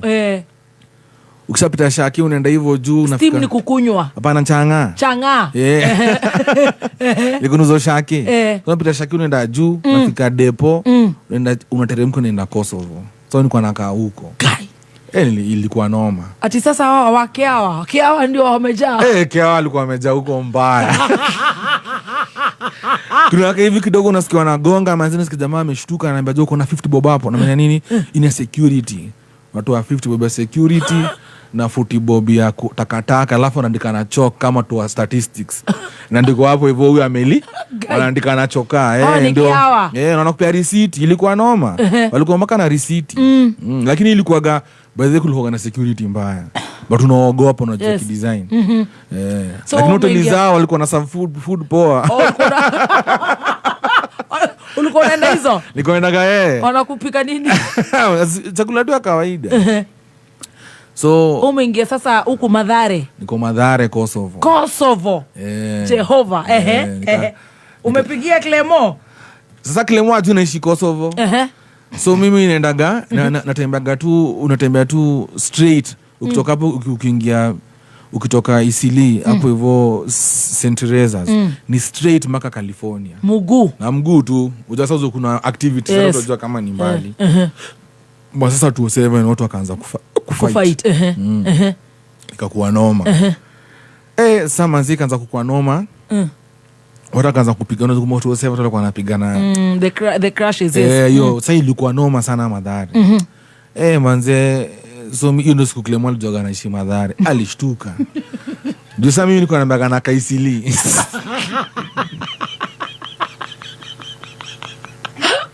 Alishtuka kwa nini? Lakini Mathare nikwambia hata kani kwa naishi ghetto, mimi nilishtuka sana. Ujemira nikishi ghetto, siku ni mwana gato ikula moshogi. Moshogi ni ile kichwa ya kuku imekuwa viazi. Nilionaga huko. Nilikuwa nimeshtuka. Ni kichwa ya kuku. Unaona kichwa ya kuku haina mfupa ya ndani. So ni ile macho, beak ni hiyo nyama ya shingo. Alafu inawekwa viazi waru. Alafu ni 2 bob. Manze siku ya kwanza mimi nashindo kukula. Msana ambe usiangalie macho.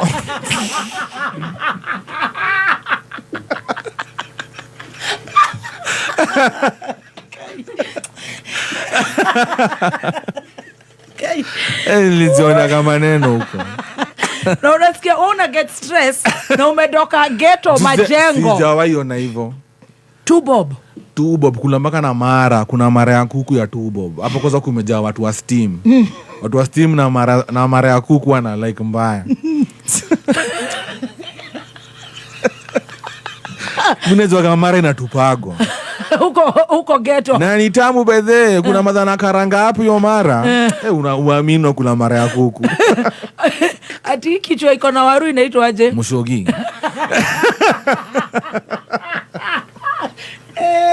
Kai wako. Na hizo vitu zote. Mudoshi wanaigwa ni waetereirwo London. Na to thiete wega. Oh my God. Same person. Mushogi ukaambiwa acha kuangalia macho. Piga waru. Hiyo nao nilikakaa kabla nizoee. Watu ulizoea? Nilizoea baadaye kwa sababu so unajua hiyo time nikana Clemo, so unajua Clemo angenipatia ati ajui maneno yangu. So Clemo alikuja kuja unaishi kwa kutengeneza kwa ushanga. Hizi maushanga hizi. Asi hiyo time Masai Market ilikuwaga hapa Globe.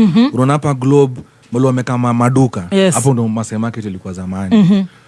So kuna msitu kwa natengeneza ushanga ilikuwaga pale hapo garage hapo kama unataka kuingia Calif. Tukamtengeneza hapo na unalipwa utalipwa chain ukimaliza. Chain moja ni 50. Hata nikwambia chain moja iko na makamba kama 50. Si chain moja yani iko na mauzimo nyingi. 50 umeanza biashara sasa huku ile tu ya kwanza tu kukula kupata food hivyo. Sababu at least Wakanyoso pia anakamthuru side nyingine. Wakanyoso ni nani? Sasa Wakanyoso ndo alinileta madhara. Huyu chali wa Isili. Na mwenye alikuwa gana dunga. Ungesema nataka na Ishikare. Alikuwa gana dunga huo boy. Ujo madhara kumejaa Wagisu. Wanauzaga manjumu. Watu wagezo manjumu hapo. Wako na maviatu kali kali. Wangisu ni mimi sikatoa kitu Wagisu, mimi kina nani zikani wako na Utanzania fulani tu wako. Wanauza vitu kali kali. Walijipata madhara aje lakini wako na vitu kali kali. Link up za viatu kali kali. So umeanza kuuza ushanga na bado unaenda kwa Clemo. Clemo unafanya nini huko? Sasa kwa Clemo sasa nimeenda kuja tu record. So Clemo akaniambia nile ku record pia ngoma mingi. Basi sasa unajua kama ameamua kunisponsor kufanya ngoma sasa kumpatia mashida zangu. Basi tuseme venye kulikuja ukaribika bidii nimwambie ukweli. Ndio sasa hapo ndo nika move in kwake. Uka move in sasa kwa. But hiyo part nimesema leo. Sasa sema hiyo part man. Wow. It's the first time hiyo part na nimeomit. Oh nice.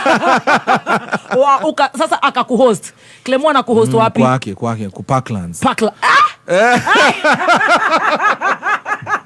Umetoka kwa kichwa ya kuku na niliruka shwa mpaka Parklands. Kwanza niko nashanga sana mazema ni Bwa Clemo ni Wahindi. Mimi siona hivyo. Jumi najua Muhindi tu anafaa kukuzia vitu. Clemo ni maneiba. Unajua zilikuwa shocking to me.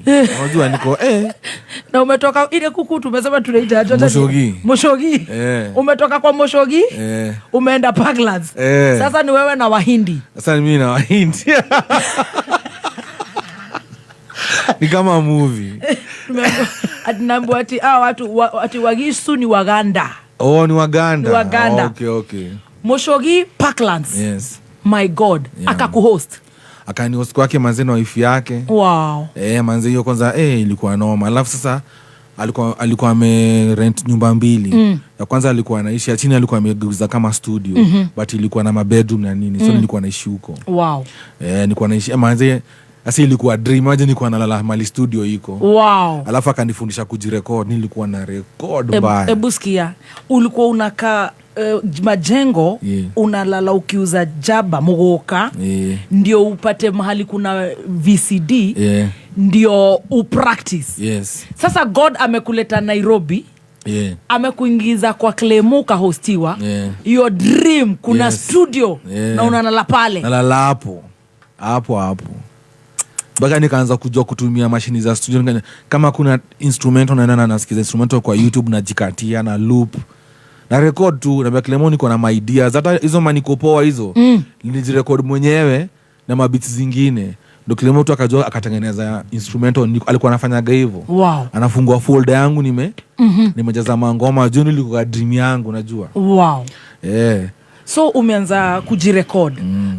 After apart from music unafanya nini ama tu umejumika Parklands? Hapana, sasa niko na Clement sasa. Clement anipea everything. Lakini mimi sikuwa nimeweza kupewa kitu. Unajua ugeto bado inakucheza. So Clement akiniacha huko, siendi lunch ni wife yake anamwambia meja akuja lunch. Clement anataka mbona kwenda lunch? Sasa mimi naona aibu kwenda kubisha. Unaelewa, unaona sasa nipea place ya kulala. Wananipea sapa. Production. Sana naona kuna kupisha food unaona nasikia aibu.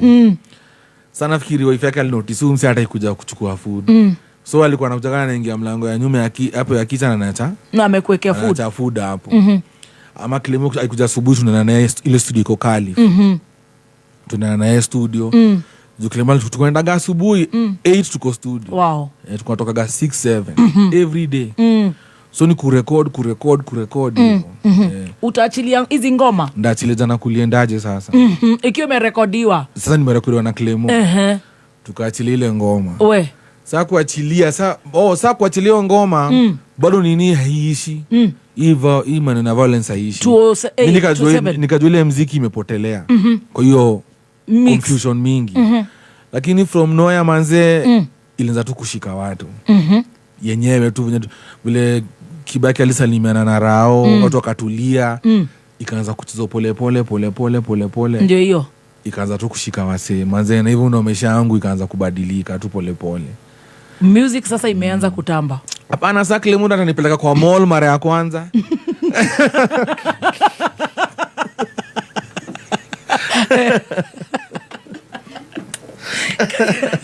So kwa miaka 20k talk to these young men and women. Kama 24 hapo. Real Gen Z. Clement akanipeleka kwa mall.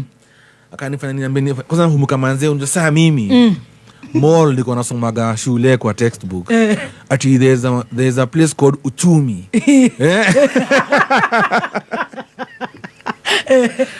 Iko na kila kitu. Unajua ukiwa huko up country unaambiwa mall yani ni mtu anakuambia ni kama heaven. Unashangaa. Ilikuwa ile lifestyle. Ile mall ya lifestyle ya tao ilikuwa mall za kwanza kana hilo. Nakumbuka nilikuwa manze impressed yani niko ikitu place na kafiti jo. Clement akaniambia chukua nguo. Nataka uchukue nguo. Mimi nenda kwa hii shop naangalia hivi jeans jo naona 3,000. Nasema ningekuwa mtumba manze hizi ni jeans zingine kama 10. Nikaambia Clement ati mimi Clement mimi naonaje hizi pesa unipe niingie wadhi. Anaambia nimesema uchague nguo. Mimi naambia wadhi naweza pata mingi. Hata ikusikia. Juu bado ija niingia naweza spend pesa hivyo. Unaona bado ile nilikuwa mimi by then nilikazana kabla hata nianze kutoa ati pesa fulani ni kitu fulani unaona. Mimi yani sielewi yani. So ukafanya shopping. Nikafanya shopping alafu nafikiri mara kwanza I think ni venye kile moja niambia lakini nafikiri pia niko nanuka kajasho. Tuliingia hivi kwa mola akaniambia kuna kitu inaitwa roll on. Ile ilikuwa the first time nilikwambia unapaka kwa makwa. Unapaka kwa makwa hapa. Nikamwambia wallahi hii sijaiambiwa na mokoro ama nini. Akaniambia inaitwa roll on. Piga huko anasi. Oya, akwambika jasho kidogo. Nikajua. Na nikwambia kitu fulani modhoni. Sasa nisipojipaka roll on, nasikia kajasho. Unashangaa niko naishi aje zamani. Na zamani sikuwa napaka roll on. Lakini sasa nishaingia kwa hiyo maisha ya roll on. Gai wako. Ukachukua karolon akakwambia ya kupitisha makwapa at least unajua. Sema asante. So nilikuwa na pata hizi vitu for the first time. So kulikuwa na kitu cha Golatinese.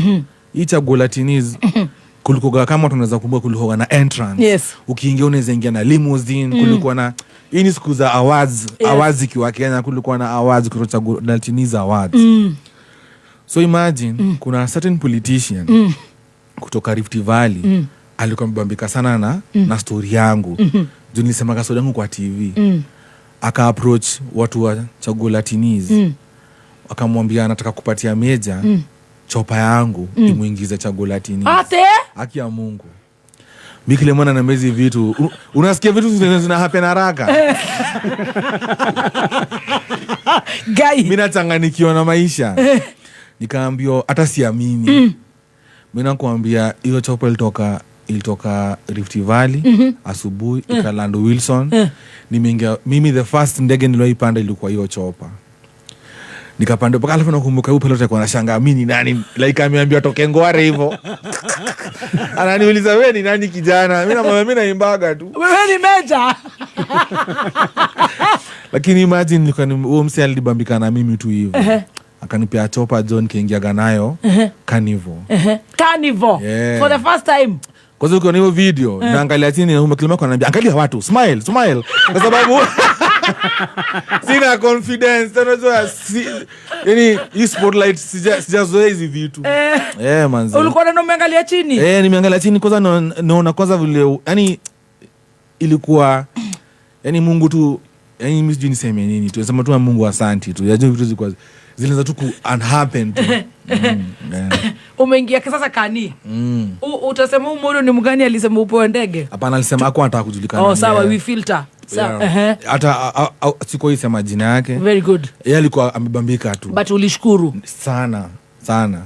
Umeingia Carnival, bado uko shy, umepiga majins marolon. Umeshinda? Nikashinda best new artist, best new song. Wow. Best video, nilikuwa na awards 3. Hold there. Kuna our upcoming artists. Tumnawaona hao anguka nayo na whatever. Ukiingia online unapata watu wanawabuli ati you don't have energy au ongei na crowd, hauna confidence na umeanzia tu. Acha nikwambia hata mimi nilikuwa hivyo. Kwa sababu unafuelewe mtu ametoka kama mimi nimetoka na kwenye nimetoka. Everything is new to you. Yes. Unanielewa? Unaona interview fulani ni your first interview, ujuji bebeaji au juu useme nini. Unaona lazima upatie mtu time ya kugrow.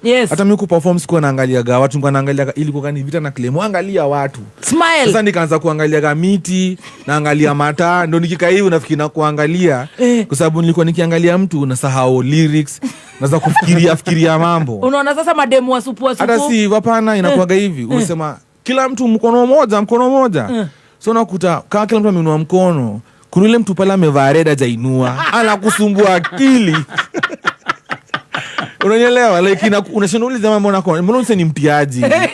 Unaelewa? Lakini lazima uendelee na show, lakini hata show ikiendelea unafikiria tu ule mse wa red ule. Unajua? So nilitake time kwanza kuwa na courage ya kuangalia wase. Mimi then nikiingia mahali naona uko hapa mbele. Na niwe pekee na kumeboeka mtu wa mtu mbele wenda huko nyuma. Wala mimi ni juu najua venye inafanyaga mtu akili akuwe distracted. Yes. So ilikuwa hizo. So nikaanza kuwa na courage pole ilikuwa hivyo. Mimi hata my first campus show nilibuiwagwa. Ndio nilifanyaga pale Parklands Law School. Mwanzo wamesema nimeingizwa hapo hivyo ati Joe uni Meja na by the nikaingia gapo ilikuwa gani sijui kama naweza sema alikuwa certain so Sprite. Na manze asemi huko ni mwa big up sana kwa sababu hata after kubuiwa hawako iniacha, walifanya gatua na mimi. Ulikuwa natua sasa uko sponsored na Sprite. Nilikuwa show ya kwanza ilikuwa hapana unasema nini mpaka nimetengeneza poster ati coming soon, nimeandika hapo bongo la biashara niko poa. Sasa nimepea besti yangu ati kila mtu akiingia apatiwe poster. Mimi na kwa besti yangu aliniambia ni kama kila mtu ameangusha poster yako chini. Unaangalia hivi ilikuwa show ya Bake. Unaangalia hivi Sadiliovo kumejaa tu poster zangu ziko watu wamekanyanga. Sadiliovo ni nini? Ni place nyingine Lang'ata ya Bake. Grao. Watu wameangusha poster. Maposta zote zimeangushwa chini. Hawataki? Sasa to wanijui. So mimi nimeingia pale manzi niko hapo. Jo kulijana kuliendaje? Wase unajua sasa watu wanataka kucheza baki. Besi yangu kwa sababu besi yangu amepewa akona Amerika nisaidie ku hypose. Acheni hizo.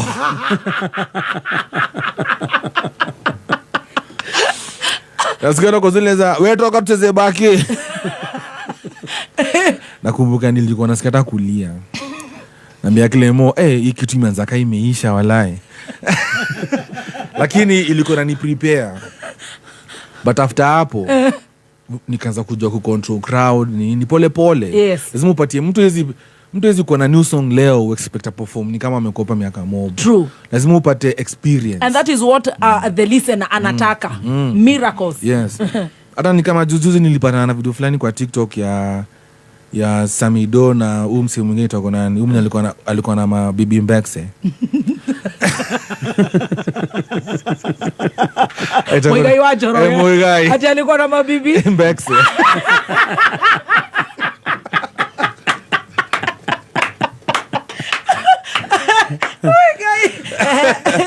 Kuna video niliona Mwigai na Samido kama wanatukana na huyu wanachongana alikutoka huyu nini.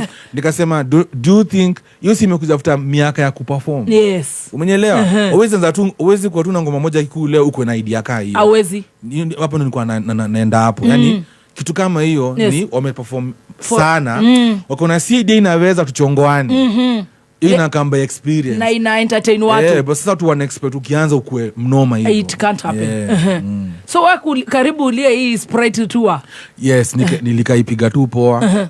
Na hivyo vitu zikaendelea kukua tu poa. So ukaanza ku-release ngoma. Nikaanza ku-release ngoma. Unalipwa. Umeanza kupata tuganji. Napata tuganji ni bado naishi na Clemo. Naishi na Clemo bado. Hachoki lakini sasa Clemo ilikuwa one bedroom hiyo keja. Mimi nilikuwa nakaa chini. Sasa Clemo akaniambia mimi nataka kuhama. Na nataka kukuacha huko. Nikaambia Clemo mimi siezani na rent ya Parklands.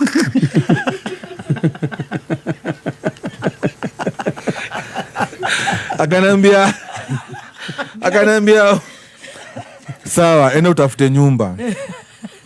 Nikaambia mimi nataka kuishi huko either Umo ama Isili, kuna mahali naweza pata bed seat. Clemo akaniambia hapana, utaishi huku.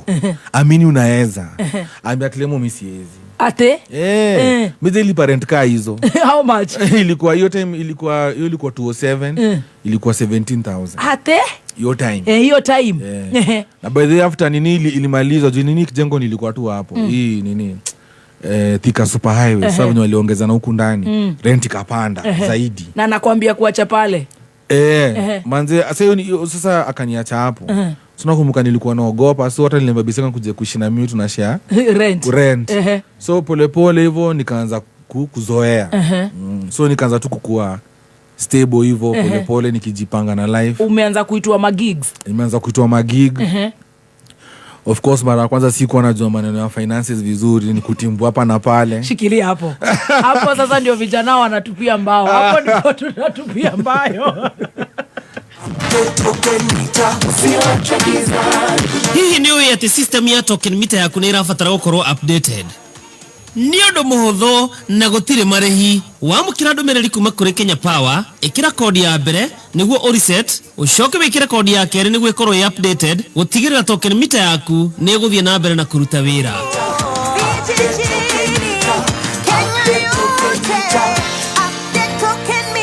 Ujumbe huu umeletwa kwako na Kenya Power. Unaomba serikali tusaidie. Na mimi kwanza bwana yangu ni mlevu. Kuku yangu ameniibia. Oda, leo tuna demand return of the Jiko we know and trust. Jiko Okoa. Si Jiko Okoa ilikuwa na trave pesa. Na hata iliti moshi kwa nyumba. Madam, Jiko Okoa ni ile tumebadilishwa jina. Saa hizi inaitwa Ikoa. Ni ile jiko mlikuwa mnaipenda na kuienzi. Ile jiko inatumia makaa kidogo kupika chakula kingi na inakaa. Walichukua kila kitu kizuri kuhusu Jiko Okoa na kuifanya kuwa bora zaidi. Ikoa. Ungesema kitambo. Nimesema Ikoa. Ikoa patikana. Jiko Koa is now Ikoa. Now introducing electric stoves, gas, grill and cooking accessories. Upgrade today. Ikoa life-saving stoves. Right, thank you so much. And to washokereria na twina Major himself. Andu aingi mamwitaga Okonkwo ni agutwira angigakinya kuu gwathiaga atia. Mundu gwitwa Gathemba Kenyura twika ati ume float. Ai, mimi najua mbwekse. Sasa mali hajashikanisha ni ati Samidu na Muigai wote ni mbwekse. By the way. What by the way ni mbwekse. Yeah. Major. Yeah. Umeachwa Parklands. Yes. Finance kidogo imeanza kukutisha, and I think that is where most of us including me and many others tunatupanga mbao ukianza. Umehit Nimehit manzee do ina kam do ikikuja ndo masherehe hapa na pale. Alafu tabia ingine nilikuwa napangia pesa ijaingia.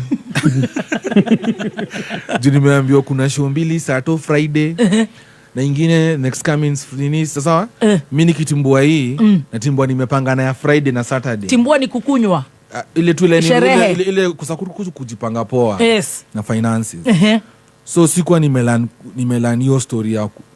Yani so hiyo time niko tu I'm finding my way. Inafika Friday unaambiwa unajua wale watu wa Friday wamecancel. Wamesema itafanywa next month. Ina noma kuna Saturday. Mwenye Saturday unasikia wamesema tulipa na check. Na hiyo check itasainiwa Monday. Unasema ina noma, Monday si mbali. Inafika Monday check inaruka. Hapana, kule mtu anafaa kusign alikuwa ametravel nje ya nchi, atakuja next week Friday. Oh no. So nikaanza kurealize, nikaanza mimi mwenyewe tu by my own mistakes. Alafu pia Clemo nikaanza pia kuni advice. Nikaanza kurealize maneno ya kupanga pesa hauna. By the way, we are losing there. Unapangia salary na ujui kama utafutwa. Umeipangia yani, alafu so Clemo akanifundisha kitu, lazima ile do uko nayo. Accountability. Hiyo do uko nayo unafaa uipange karibu mwaka yako yote. Yenye uko nayo saa hii. Ndio unafaa ujue ni pesa uko nayo saa hii from now mpaka December. Hiyo ingine ijaingia. So nikaanza kuchange mind yangu. I love that. The way I view money. So mimi siwezi panga na kitu sijashika na mkono. Hata jo tunashinda tukikuhype hapa UK. Uopangi na UK next week. Unapanga na yenye uko nayo. Kesho manze jenzi wanaingia JKIA. Yes. Oh yes. Unanielewa? Kesho unaweza sikia jo tusalimie JKIA. Sio mimi nakosa kwenda. Sanda kazi nimetimbwa hapa do ati nenda UK alafu tena wako wanadandia mandege. Unanielewa? So ni lazima ujipange na venye uko sahi. Finances zako. Nikaanza kulanivu. Alafu pia nilikuwa na mabeste yao. Sikuwa najuaga. Nilikuwa na mabeste. Na Clemo kwa ananiambia si marafiki zako. Na ni ukweli kwa sababu nikianza si nilikuwa tu na Clemo. Na kina Wakanyosto. Hawa wengine walikuja baadaye. Nikarealize watu wengine ni mabeste wangu. Mimi kwao ni kama mimi kwangu wananichukulia kama vile unaweza vaa nguo kali. Unaona? Ikisha fashion unatoa. Azina hivyo na pia ni mtu akona gari poa nini. Alafu unajiona na Major. Unanielewa? Wewe ni kama tu part ya completion ya the friendship. Akaenda kukatia madem. Unanielewa? So nikaanza kurealize kitu manze, nikaanza kukatakata watu. That's umeona vile nimekuja hapa, nimekuja peke yangu. Oh yes. Umeona? Nimekupata kwa parking peke yako. Na by the way muenda hivyo, mko peke yangu yani. Hata maandamano nilienda peke yangu. Do you realize watu wengi wanakutaka to use you? Maze nika notice kitu moja, ujamini nikuja na akili ya mushahada. Ukiishi mimi kwa nimetoka nilikuwa na mama yangu tuko naishi kwa plot. So nilikuwa naona watu walikuwa wanasaidiana. Na mimi nimelelewa hivyo. Nimelelewa kama kuna shida, kuna kitabu inatembea tunasaidia mtu fulani. kama kwa mtu fulani ana kitu tunaanza msaidia na kitunguu na msaidia na kibiriti. So ni kujua mentality na hiro ya mushadha ni geshagi yani kujua hiyo akili ya mushadha. Basi hivi nilikaa huko nikarealize Nairobi haiko hivyo, ni kutumiana. Kumbe rafiki yako ndio kwa sababu kuna kitu anapata kutoka kwako, but nilihave to learn the hard way. Unanielewa? Lazima ako ka story utatupigia dakika 2 ndio sasa to learn. Tuacha kukuwa na mbogi mzima hapa na we are using each other. 2 minutes tugeshokereria na meja. Wow. Neza mugwaja na dagika mwe mathaa ukimenyithio ni Petans Driving School Kiambu Road werekere DCI ni hari muikuruko nayo kona dangerous overtaking, overspeeding muoyo waku ina bata. Driving course syllabus ya Petans Driving ni kuite good character, discipline, patience. Weyandikithie umuthi Kiambu Petans Plaza, Githunguri, Kamwagi, Limuru, Gatudu, Kikuyu, Ruaka, Banana. Witeithie Juja, Makongeni, Ruiru, Gaciĩ. Thimũ nĩ 0721 32 83 83. No weyandikithie kũhĩtũkĩra our website www.petansdrivingschool.co.ke. Petans Driving School, tunakujali.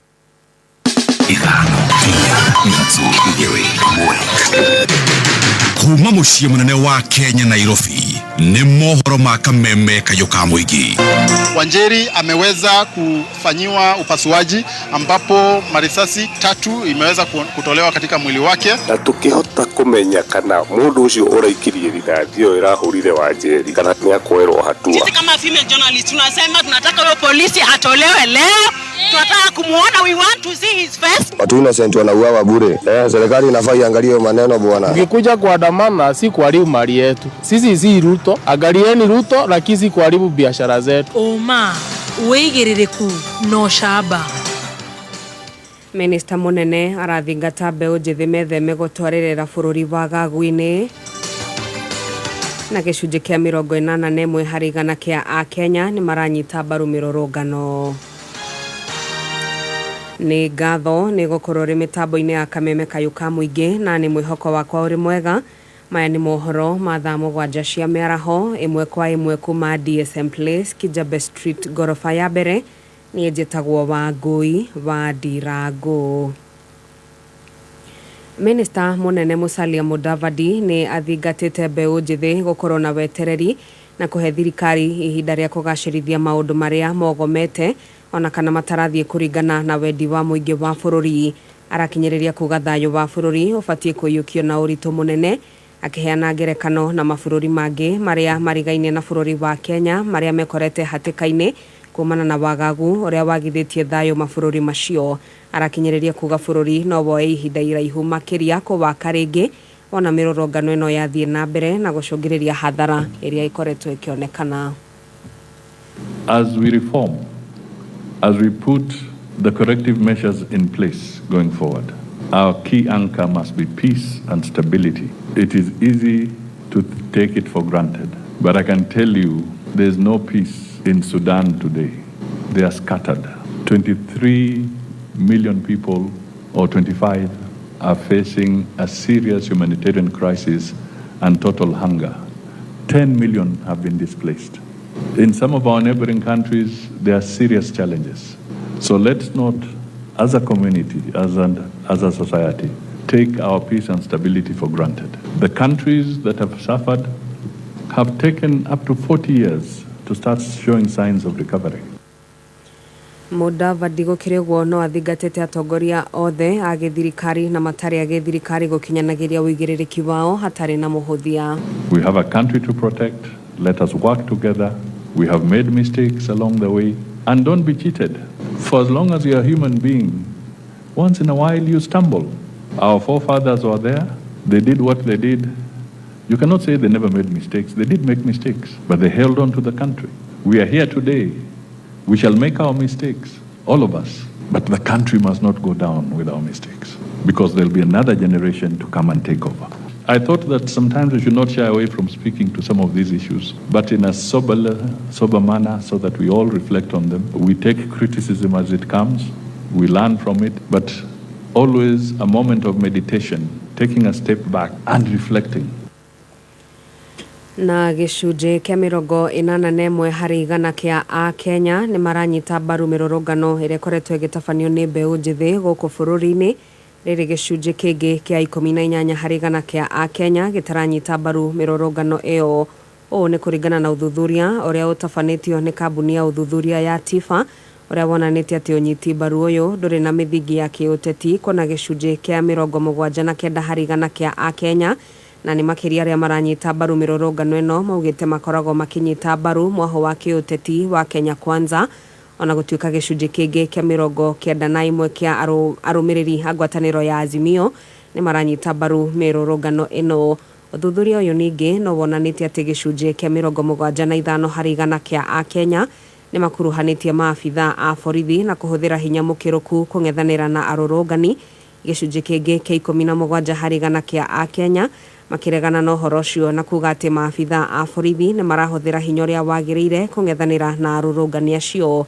Oho ũthuthuria ũyũ no wonanĩtie atĩ gĩcunjĩ kĩa 67 harĩ igana kĩa a Kenya nĩ maranyita mbaru itua rĩa mũtongoria wa bũrũri rĩa gũbunja ndundu yake ya a minister.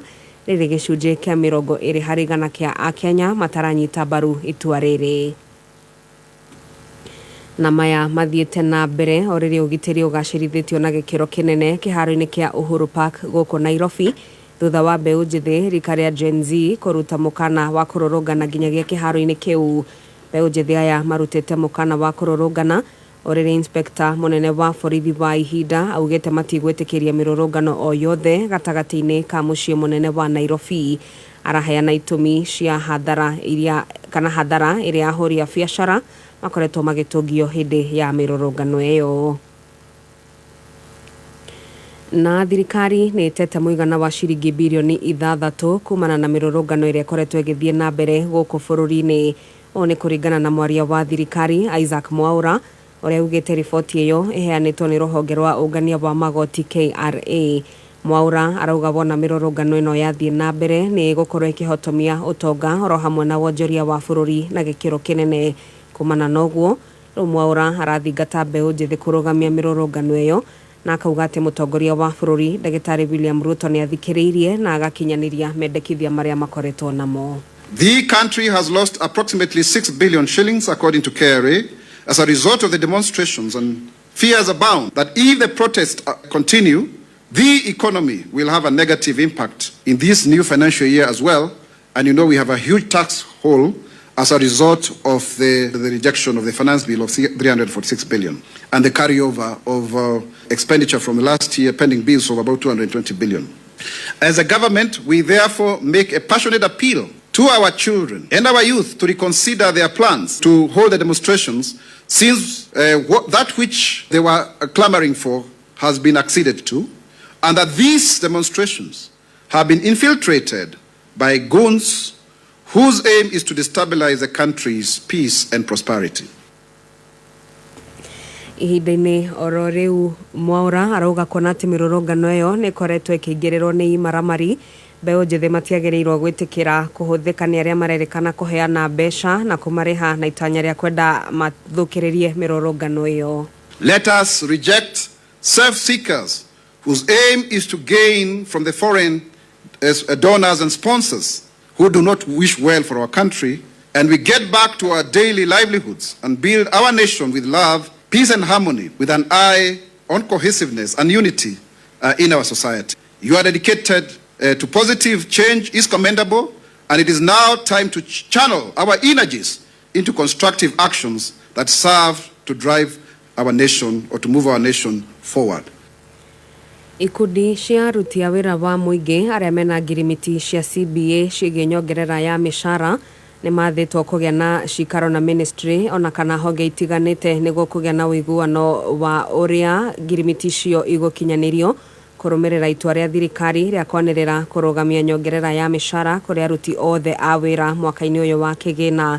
Kamĩtĩ ya kũramata mĩcara SRC nĩyo ĩheanĩte mwerekera ũyũ ĩgĩkinyĩrĩria nyongerera ĩyo ya mĩcara ndĩgũkinyanĩrio mwaka-inĩ ũyũ kũrĩ mũruti o wothe wa wĩra wa mũingĩ. Kũringana na ndũmĩrĩri ya kamĩtĩ ĩyo, itua rĩrĩ nĩ kumana na mĩhang'o ya gũthũrima na gũkinyanĩria nyongerera ya mĩcara ĩyo kwaga gũthukĩrwo kĩgĩna kĩa mĩhang'o ĩyo kurumirira guteanirio kwa watho wa kigina wa mwaka uyu ni mutongoria wa bururi Ndagitari William Ruto na muthia aikaria itora ria Kayole mwena wa Naivasha ni matongetwo ni kimako thutha wa gukora muiritu wa ukoro wa miaka 15 wa kirathi gia form 1 gukorwo erutete moyo na njira ya kuita muciini kwao ta uria Wambogo wa Githiji aratariria. Kuringana na John Kinuthia kuma gikundi kia Gender Networking Cluster kuma mwena wa Naivasha, agwete kairitu kau karambite kuhundurwo na mucii kwao kuma thukuru iri ya karathomagira, akiongerera kuga ciiko cia ciana nini kwigeria kwiruta muoyo ni ciambatirite na gikiro kia iguru gicigo-ini giki. Murutwa wa miaka 15 kuma cukuru imwe ya secondary guku Naivasha uria wirikirie kwiruta muoyo na njira ya kwishuria na mukanda ni undu ukoretwo wi wa kimako muno tondu tukoretwo twina cases ta icio cio horo wa ciana nyinyi ciana cia cukuru kwiruta muoyo na njira ta icio ingi ni kugeria kwiruta mioyo ni turaigwa mwana ucio arari cukuru ni mwana wa form 1 na ni arakoretwo na tumitugo turegenyukite na ni kwa njira imwe kana iria ingi cukuru ikonerera ni wega itume mwana ucio nigetha oke aheo counseling na guku nja na acoke cukuru na marua macio ma kansa. Amwe a aciari kuma gicigo-ini giki ni mauriti aciari aria mari na ciana nini rika ria mumo kugeragia gucitara na guciariria kaingi na kaingi niguo kugiririria maundu ta maya. No hoe ithuĩ ta aciari tuge na ũndũ ũcio wa kwariria ciana na andũ itura ona makanitha-ini tuge na ihinda rĩa kwaragiria ciana citũ ni tondu rimwe ni iragia na thina wa meciria na ikaremwo ni kwiyaria kana ringi mwana gakorwo na challenges aragerera akago handu angiji expressera ningi hoya tutanamba ona kwe ikinya riothe ukamba guthikiriria mwana no ukamba kumwariria utanamba kugutha mwana kana kumwika undu amba muthikiririe no muhe ihinda ria kwiyaria. Handu-ini ha Kameme Kayuka muingi Naivasha njitagwo Wambogo wa Githiji na nie njitagwo Wangui wa Ndirango ni tugomane ni undu wa mohoro mangi wona cihanda wega thaa 8 cia miaraho. Uma woigiririku no shaba ni mohoro kuma Kameme Kayuka muingi. Ungikorwo wina undu ungienda kumenyithia metha itu ya mohoro hura thimu namba 0704 111 555. Wakinya thainya mitambo-ini ya Kameme Kayuka muingi ni kava utwarithie ngari kahora uthekagererwo ni gucererwo handu hotengerie ngari uriragirwo wonete mutino thie o kahora ni ugukinya gucererwo tigutira guku Petans tukufundithagia uvacireri barabara-ini patience na discipline o ati we na aria ukuite matire na wasiwasi ukana Ikuru Naivasha Girigiri Nyahururu Olkalao Narok Eldoret na Kitare thimu ni 0705050504 na Facebook ni Petans Driving School Kenya. Petans Driving School tu na kujali. Kameme Kayuka muingi. Kameme Kayuka muingi. Kilifi tumewasili. Sasa unaweza kuburudika na Star Times DTT kila eneo la mji wa Kilifi. Watamu, Matsangoni, Barane, Jaribuni, Tuva, Takaungu, Dindiri, Bomani, Chasimba Hill, Kibaoni, Kaloleni, Mbunyi, Kikambala na Mtwapa. Wasiliana na customer care kwa nambari 0719077077 leo. Upate taarifa zaidi pa kununua DTT Star Times decoder, uenjoy zaidi ya channel 75 local na international. Usiwachwe nyuma. Star Times. Enjoy digital life. Hi, thank you so much. Goko gwa Kameme Kayuka muingi tugithi na mbere na gucanjamuka ni ngatho kuri muthikiriria witu guku Kenya na kuria na Kenya. Ni ngatho kuri uratuthikiriria we uratwandikira. Asante sana muthenya wa umuthi twina njorua ya kothi na ni ndirakena muno tondu andu aria muno makiria ngwenda makoro makinyita uhoro uyu ni maraunyitana njira njega na magakorwo makiaririo na makamenya waigwa mundu ni aretwo guku na ti kwethera ni gwitwo na kuruta wira na gukinya hau ni gathabari mundu akoragwo agereire koguo ngacokia ngatho muno makiria ni gukorwo muthenya wa umuthi tugeneirwo ni mwanake gwitwo Major Hadija all the way from Nyeri County Majengo riu ni aingerire town na ni aratotwarithia wega tugakorwo tukenete muno makiria ni ngatho SMS ni nyingi muno ate wow nedamaka nä kå igua Meja nä å mwe witå å cio nä ngå Isaac ekå rä a Mombasa. Asante mafanza itå arä a mekå rä a diaspora inyuä moratwandä kä ra mwä New York, thank you. Dubai, Qatar nä ndä ramuona, ng'acwä kå ndå gwä tagwo Japan, China, all over the world. Thank you so much. Mundu gwitwo King'ori we Boston, God bless you so much. Ni muratwira ni murarumira rugano rwa Meja kuria online. Asante sana Meja. Sasa mabeste, ulijua hapa ndipo ulilande hardway, hapo ndio ulikuwa utupigie utuchanue. Manzen, nakumbuka sijui hiyo time nilikuja nikakuwa msika. So just the normal sickness ama yes. So nilikuwa na nasikia kama nasikia intogonini kama stitch kahasho. Sikia niko na kahasho na shanga haiishi. Inaendelea tu. So mi ikafika mahali manzi ikaanza kuwa very painful. So nikaenda kwa intogonini nikaenda hospitali nikaambiwa appendix yangu haiko sawa. So nikafanywa surgery. Baada ilikuwa my first time kufanya surgery. Nikatolewa appendix but ilikuwa big, yani karibu ibust. So nakumbuka aliniambia ikibust nitafanya organs zako zioze. Juu alinidunga shindano ya pain. Mimi nasikia mimi niko sawa, naweza enda home. Wananiambia hapana, uko sawa. Ni pain ndio imeisha lakini hauko poa. Lakini nafikiri so anyway, so venye nililazo hiyo time nafikiri watu wengi walidhani Okonkwo sasa ataanza Okonkwo. Yani I think walifikiria sana anaanza kuambia unitumie tu pesa nini. So kitu moja nimelana mara juu mimi nilipata nilikaa hosi. For kama how long? Nilikaa mwezi na kama akina Miracle Baby. So kitu moja nimerealize na mabeste watakuja kukutembelea wiki ya kwanza. Hosi. Mamorio. Wiki ya pili wanaanza wakipungua.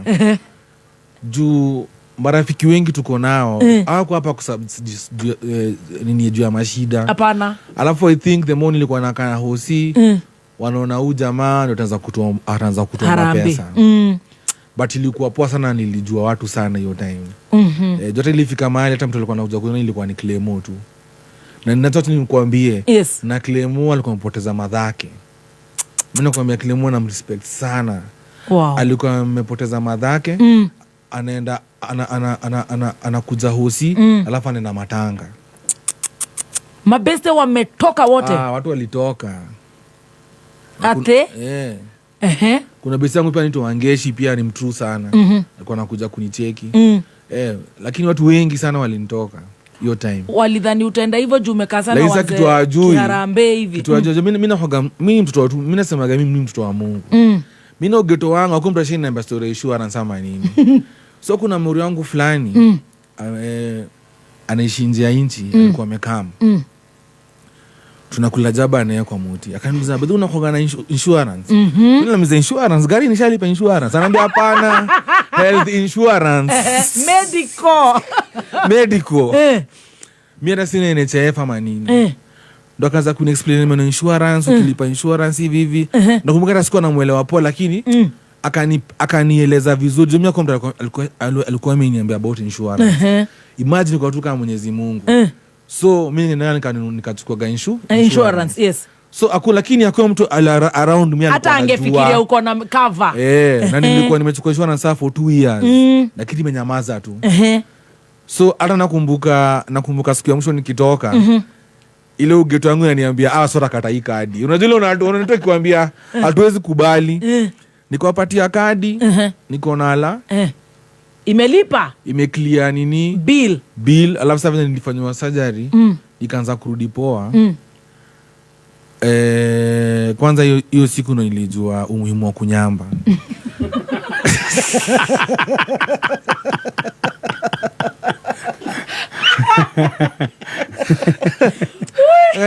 Uliza Naomba kitu uliza mtu atamefanya operation kwa area abdomen. Yes. Ya tumbo. Kila siku alikuwa anaitwa Dr. Waitara surgeon wangu. Anauliza, have you passed gas? Namwambia bado. Sijai subiri mnyambo hivyo. Na ngoja sipati.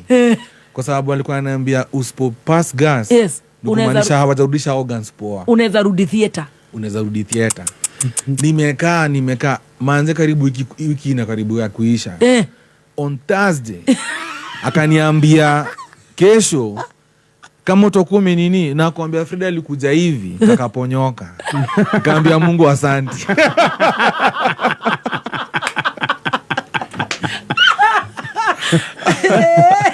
Kasema niko sawa. Nakumbuka kiniambia passing gas to a surgeon is like music to his ears. Aliniambia. Inamaanisha all the organs ziko sawa. Okay. Yeah, niko very serious by the way. Yeah. Nyinyi.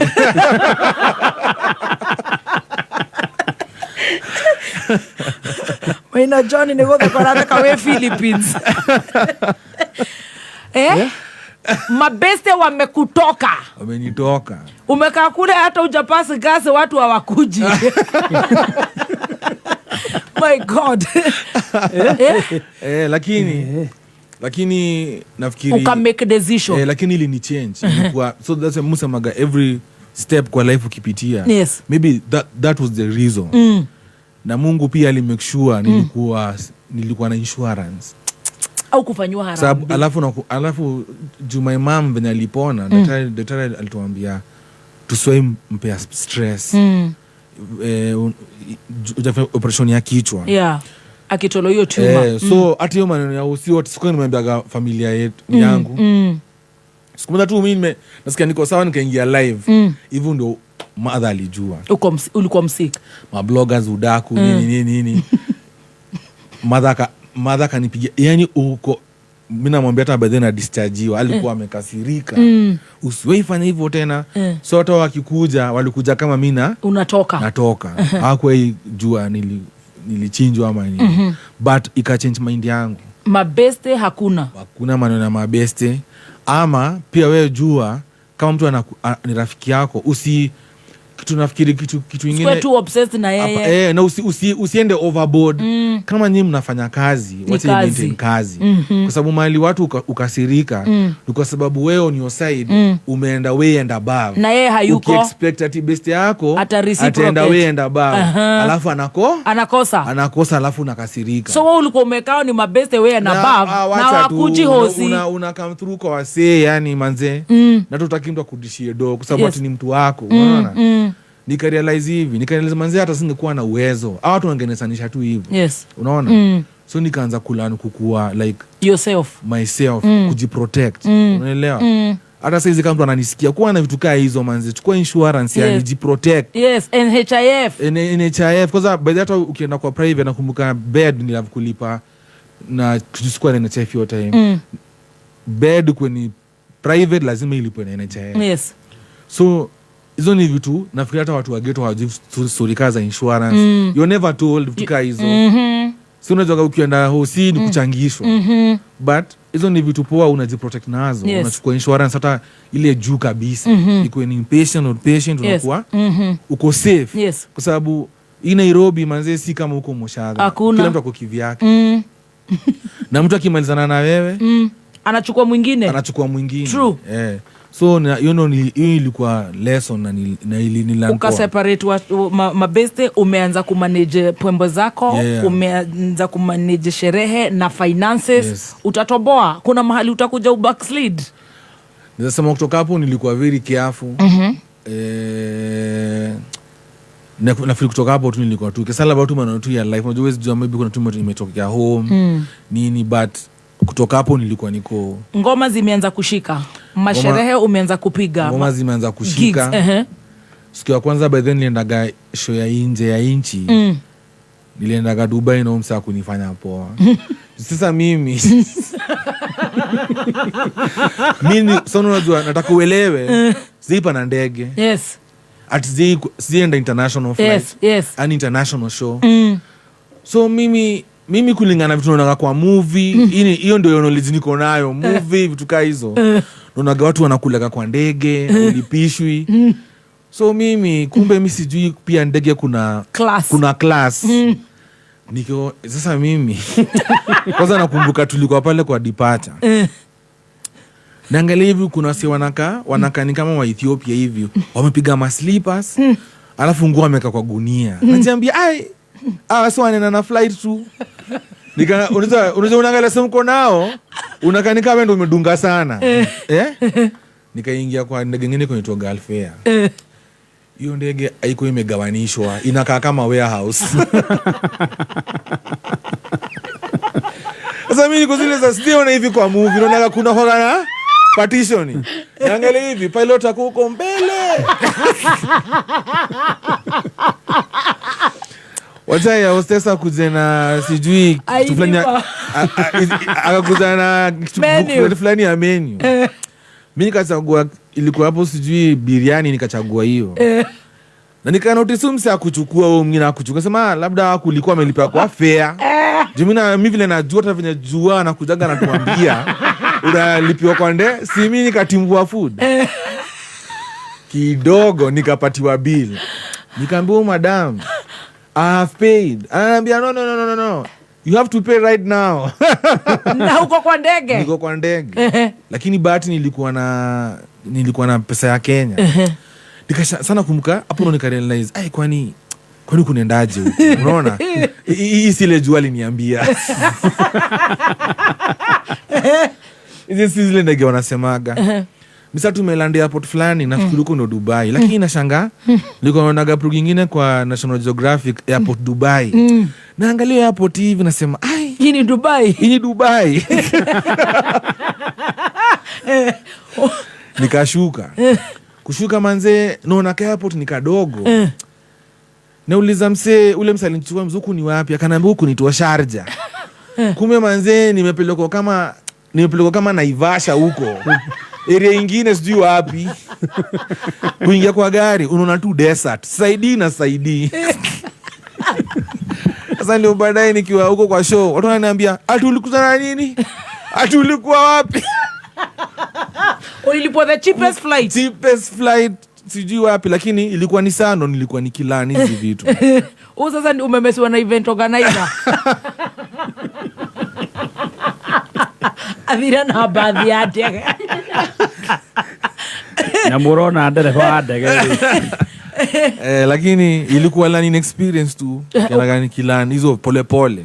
Nikaanza sasa kujua unafaa kusema hivi, flight iko hii, terms ni hizi. Pia nikaanza kujua kuna watu walikuwa wanatuingiza. Wewe ukiwa kwa street ati nani ametoka majuu, ni watu wamelipia ndege gani?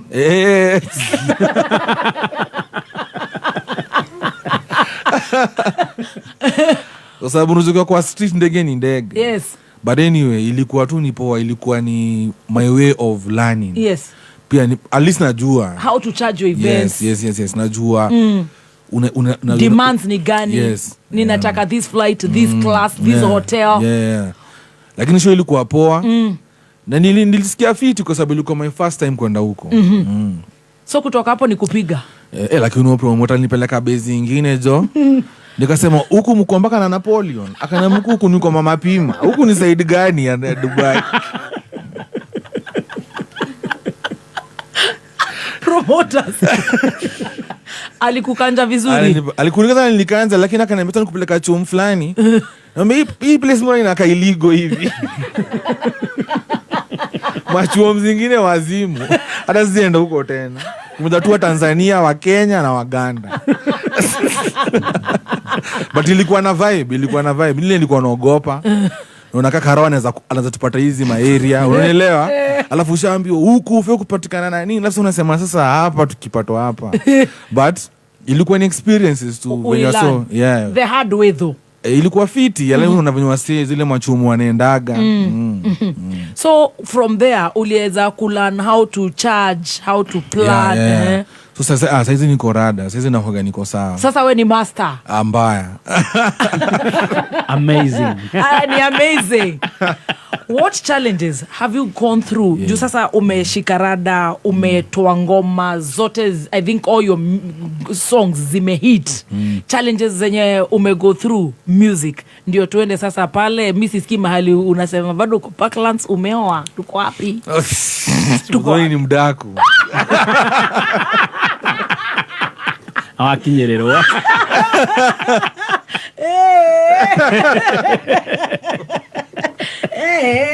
Nakijotika wagetoa waro mundu wa nyumba aize. Manze nilipata katoi. Katoi ni mdem. Hadija. Ni uni unaruka tuende vizuri Meja. Nilipata mtoi nikiwa Parklands. Ulimari? Asikumari. Oyo no kai. Hapana, suza kumari nile, tunasema kumari ile proper. Kumari. Hapana ilikuwa tu kamwiste. Tukakaa naye then vitu azukwenda poa. But nasema tuko sawa. Bado mko pamoja? Hatuko poa kwa sababu mimi nasema hivyo kwa sababu mimi kitu moja nilipata mtoi na mtu atusumbuani. Ndio sana nasemaga hivyo. Uja kuna watu kwa movie huku nje. Kwa cinema season 2. Mimi hapo nilibahatika. God alikubless. But wewe we stay ukaget a daughter. Nikapata daughter nampenda sana sana.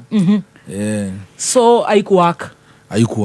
Au kutafuta yenye itawaka ama ukachill kwanza? Nairobi ni noma. Rudi majengo. Unajua umekuja kuinspire watu. Nairobi ni ngumu. Vinyo umetupeleka vizuri, sasa umeanza kutuambiaje? Hapana. Ni ngori. Ni ngori sana. Imekuwa ngumu. Mpaka niliona mtu mwingine aliweka video juzi. Akaandika party. Sasa munaelewa mbona zamani watu walikuwa wanapangio into arranged marriage. Yes. Nafikiri itabidi turudi huko. Ocha.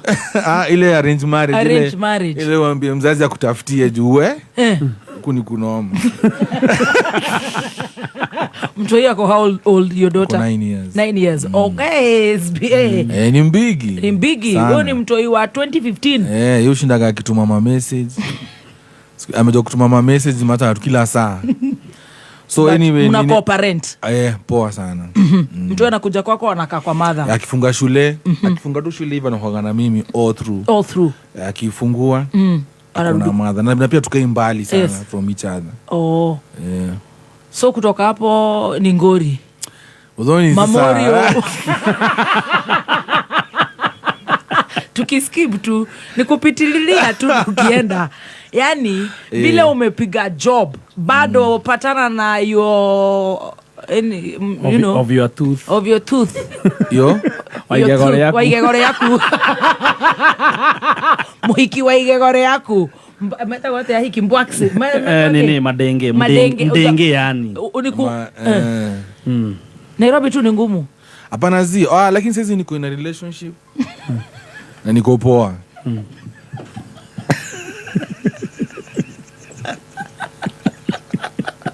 One mukora. Olia kane distant.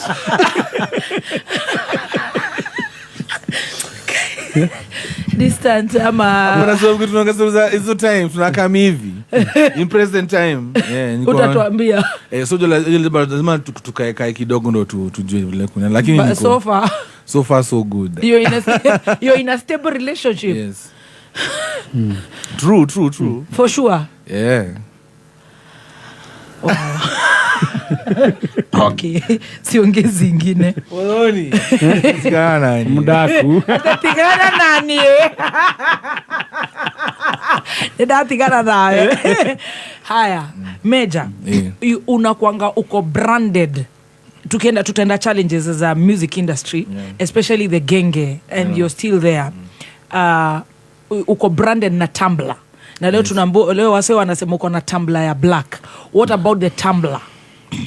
Tumblr, hata nikwambie Tumblr ilianza hivi. Kuna jamaa fulani ukienda kwa TikTok anaitwa Kogmark. KOGMAC Kogmark. Anafanyaga comedy na wale tunani umse. That one. wanafanya kwa maboy watatu.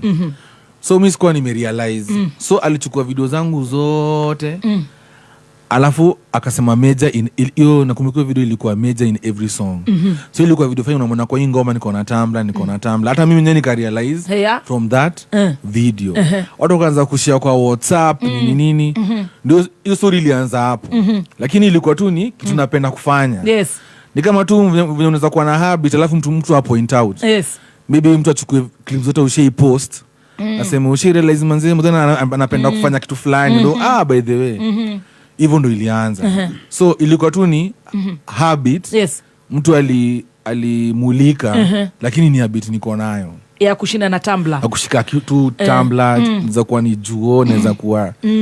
Kwa hiyo si ati ni tei.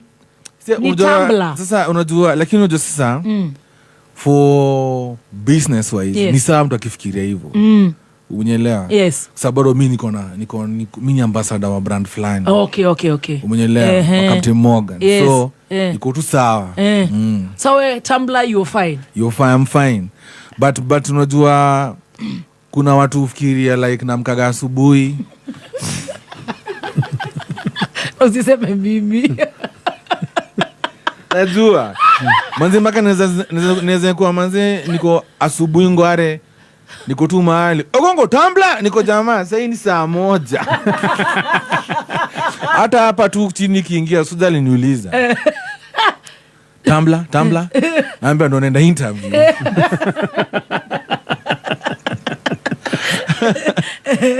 So but it's a good thing kwa sababu ni poa like watu wakiniona wanaona sherehe. Yes. Ni herivo. Sisi tutaka kujulikana kama mtu anafanya ngoma za huzuni. Unaelewa mama break up song huko umeniacha nini unaelewa? Ukiniona hivyo hizo sherehe zinatokea anytime. Yes. Tunaweza jipata tu hapa sherehe imeanza.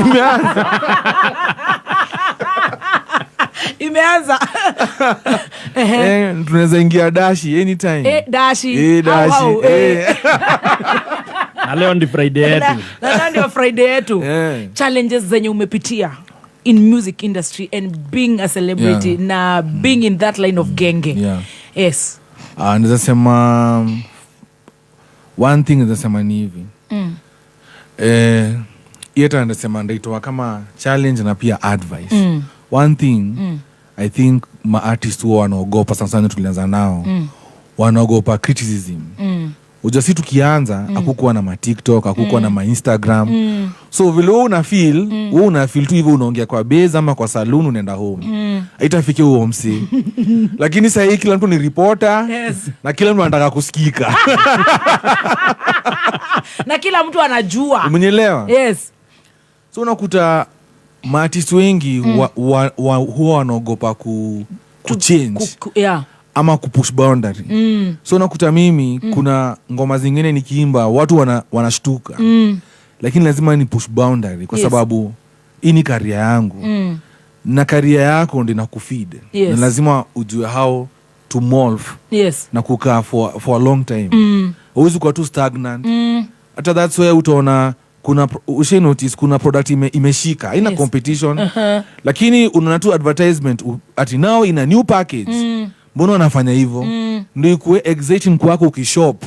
Isiko tu ile tu ukiwa mdogo ilikuwa the same shape, the same color, the same smell. So lazima uendelee hata sasa zingine unadanganywa tu imeongezewa sijui nini lakini ile ndio tu lazima kuchoche ndio uendelee kununua.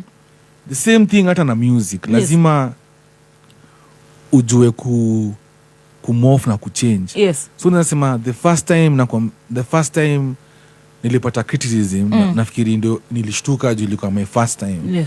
But after hapo nakumbuka tumefanya new position na ethic. Watu kozileza hizi nini nimejana nasema tima shughuli wagri.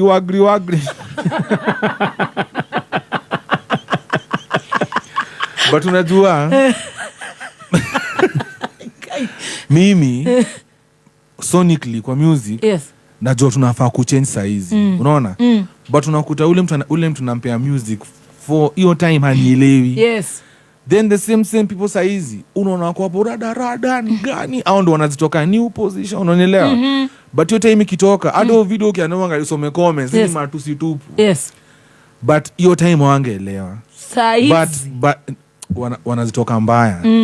So ni lazima uendelee kupush the envelope. Yes, push the envelope. Uwezi kukua tu unataka tu kuimbia hapo ati mpenzi wangu si nini nakupenda nini, unanielewa?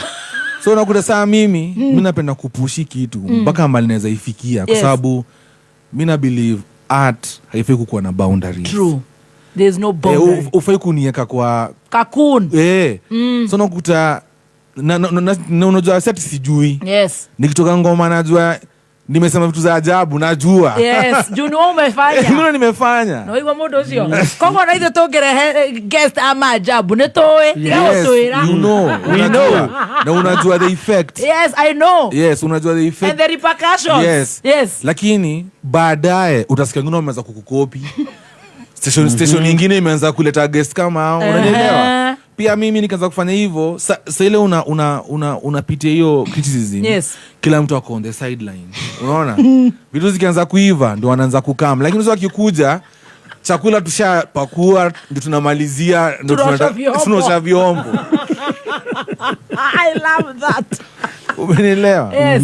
So naweza sema watu usiogope. Lazima wacha nikwambie kama umefanya art ama whatever you're doing. Yes. Inaweza kuwa uko Murang'a ama uko Kahuho anywhere. Yes. Na unafanya gymnastics ama unafanya kitu watu hawaelewi. Watu wanajua labda unafaa kuwa na hardware. Vitu wanaelewa. Auze mashamba. Umeelewa, alafu umekuja umemwambiaje mimi. Auze spares. Umekuja umemwambia mimi nataka kufanya gymnastics. Ishu ni do. Kawe na goma. Umenielewa? Hawatakuelewa lakini imetoka kwa roho yako. Just do it. Utaitwa majina. As long as utakuwa kwa roho yako ita make sense kwa baadaye. Watakuwa zile za utakuwa mtu wa kwanza kuitwa umepost sponsorship ya kwenda kufanya gymnastics hata nje ya nchi. Uko hapo hivyo umesema umepewa tiko mbili umebeba your mom and your dad. Wako zile za kumbe hivi ndio alikuwa anataka hatukuwa tunamuelewa. Na pia mtu ana criticize pia usimkasirikie. Hauni vision yako. Yes. There are some people who get vision yako. Wanaanza kukuuzia fear ama wanakuambia unafanya ujinga. Ama hata pia wanakufanya ufeel you're not doing right. Mulimweza na kina nani shule au wako na mahao na nini wewe bado uko hapa. But blessing ule mtu mwingine si the same na yako. Yes. Unaona? Lazima uchukue time na passion yako na itaingiana. So mimi nasema hivyo ndio nimekuja kurealize. Yes. Na pia another thing nasema about sana nikiongea about music in general ya Kenya. Watu wajielewi, mara wanaimba mapiano. Mara wamehama, mara watu unikulia wanalia. Mara ni love song. Unanielewa? Lazima ustick na sound yako. Na that's why mimi nimestick na sound yangu. Utasikia mimi nikiimba kwa beat ya mapiano. Mimi nimetumia mangoma mpaka na watu wa East Africa. Mtu anakutumia ngoma uweke verse lakini unamwambia napenda muziki lakini si style yangu. Kwa sababu na believe na Kenya na fanya. Umenielewa? Mimi nasema hivi, mimi ni reporter tu wa street. Yes. Mimi ni reporter tu kivyangu. Ni vile tu news station yangu ni beat. Yes. Na report Kenya umeona. Nimesikia na Kenya nimepitia. I'm just a reporter, don't kill the messenger. Na kama hivyo ndo nimeambiwa niseme, hivyo ndo ndaisema. Usikasirike wewe kwenye huko uwezi nielewa.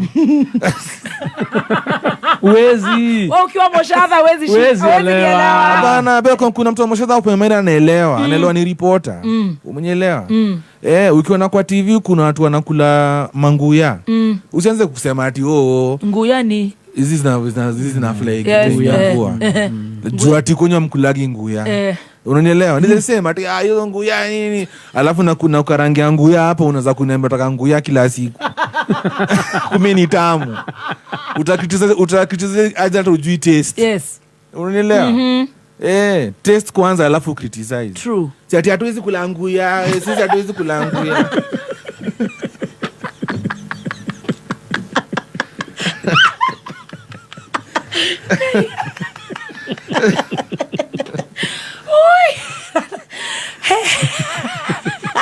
Hata uja test. Aya veja. Nguya badeni tamu sana. Social media how have you maneuvered? Juu umetuambia from when you're very young, ulikuwa unabuliwa juu ya weight, you know, umepitaje hizo stage? We are almost there. So mimi kitu moja nilikuja kurealize na social media ni tangu kitambo I rarely post vitu zangu personal. Ukiona social media yangu ni post ya show venye ilikuwa. Kama ni post kama tumetoka interview inakuwa strictly work. Nikarealize kitu manze, hakuna haja ya kujipatia pressure na vitu aziko. Umeelewa? Yani uko na TV yako ni poa. Lakini sasa watu wanapost TV zingine hapo zimekunja na hapa kona. Wewe una TV yako kwa sababu siku hizi by the way depression siku hizi na kujitakia. Depression. Si ati una hao uko nayo lakini na balcony ya glass ndio uko na stress. Hivi ukifikiria hii shit yani apole ukifikiria nikujam Yenyewe ni shit. Ukifikiria yani ukifikiria ukweli ukifikirie watu wako na stress zingine za kujiekelea. Ni kwa sababu competition, kwa sababu watu siku hizi wako na ile jackpot mentality, kumekitaraka. Siku hizi kana kwambia mtu ati unasave pole pole, unasema stories za kusave pole, unaongea nini? Unataka umalize shule leo, upeleke Benz leo, ufanye nini leo? Na uende mzuri leo. Unaelewa kwa sababu hivyo ndio unauza kwa social media. Jackpot mentality. Kwa sababu unaona kuna msako age yako amekupostia pale ati Benz, sijui Forex, sijui nini, unaelewa?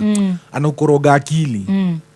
Unaacha hata boy wangu alikuwa anajaga maluku, nilimpigia simu na muuliza la buda kwa nini aje? Nilianza na nguo siku niko Forex. Jamaa yani hata ajielewi. Mara anauza kiatu, mara ako inside, unaona? Ako confused. Na alikuwa anauza. But anaona ni kama wao wanapata pesa haraka.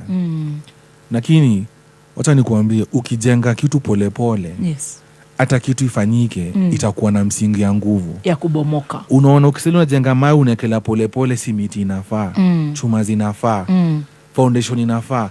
Hata upepo ikikuja hautaanzia hapa chini, utaripea tu mabati.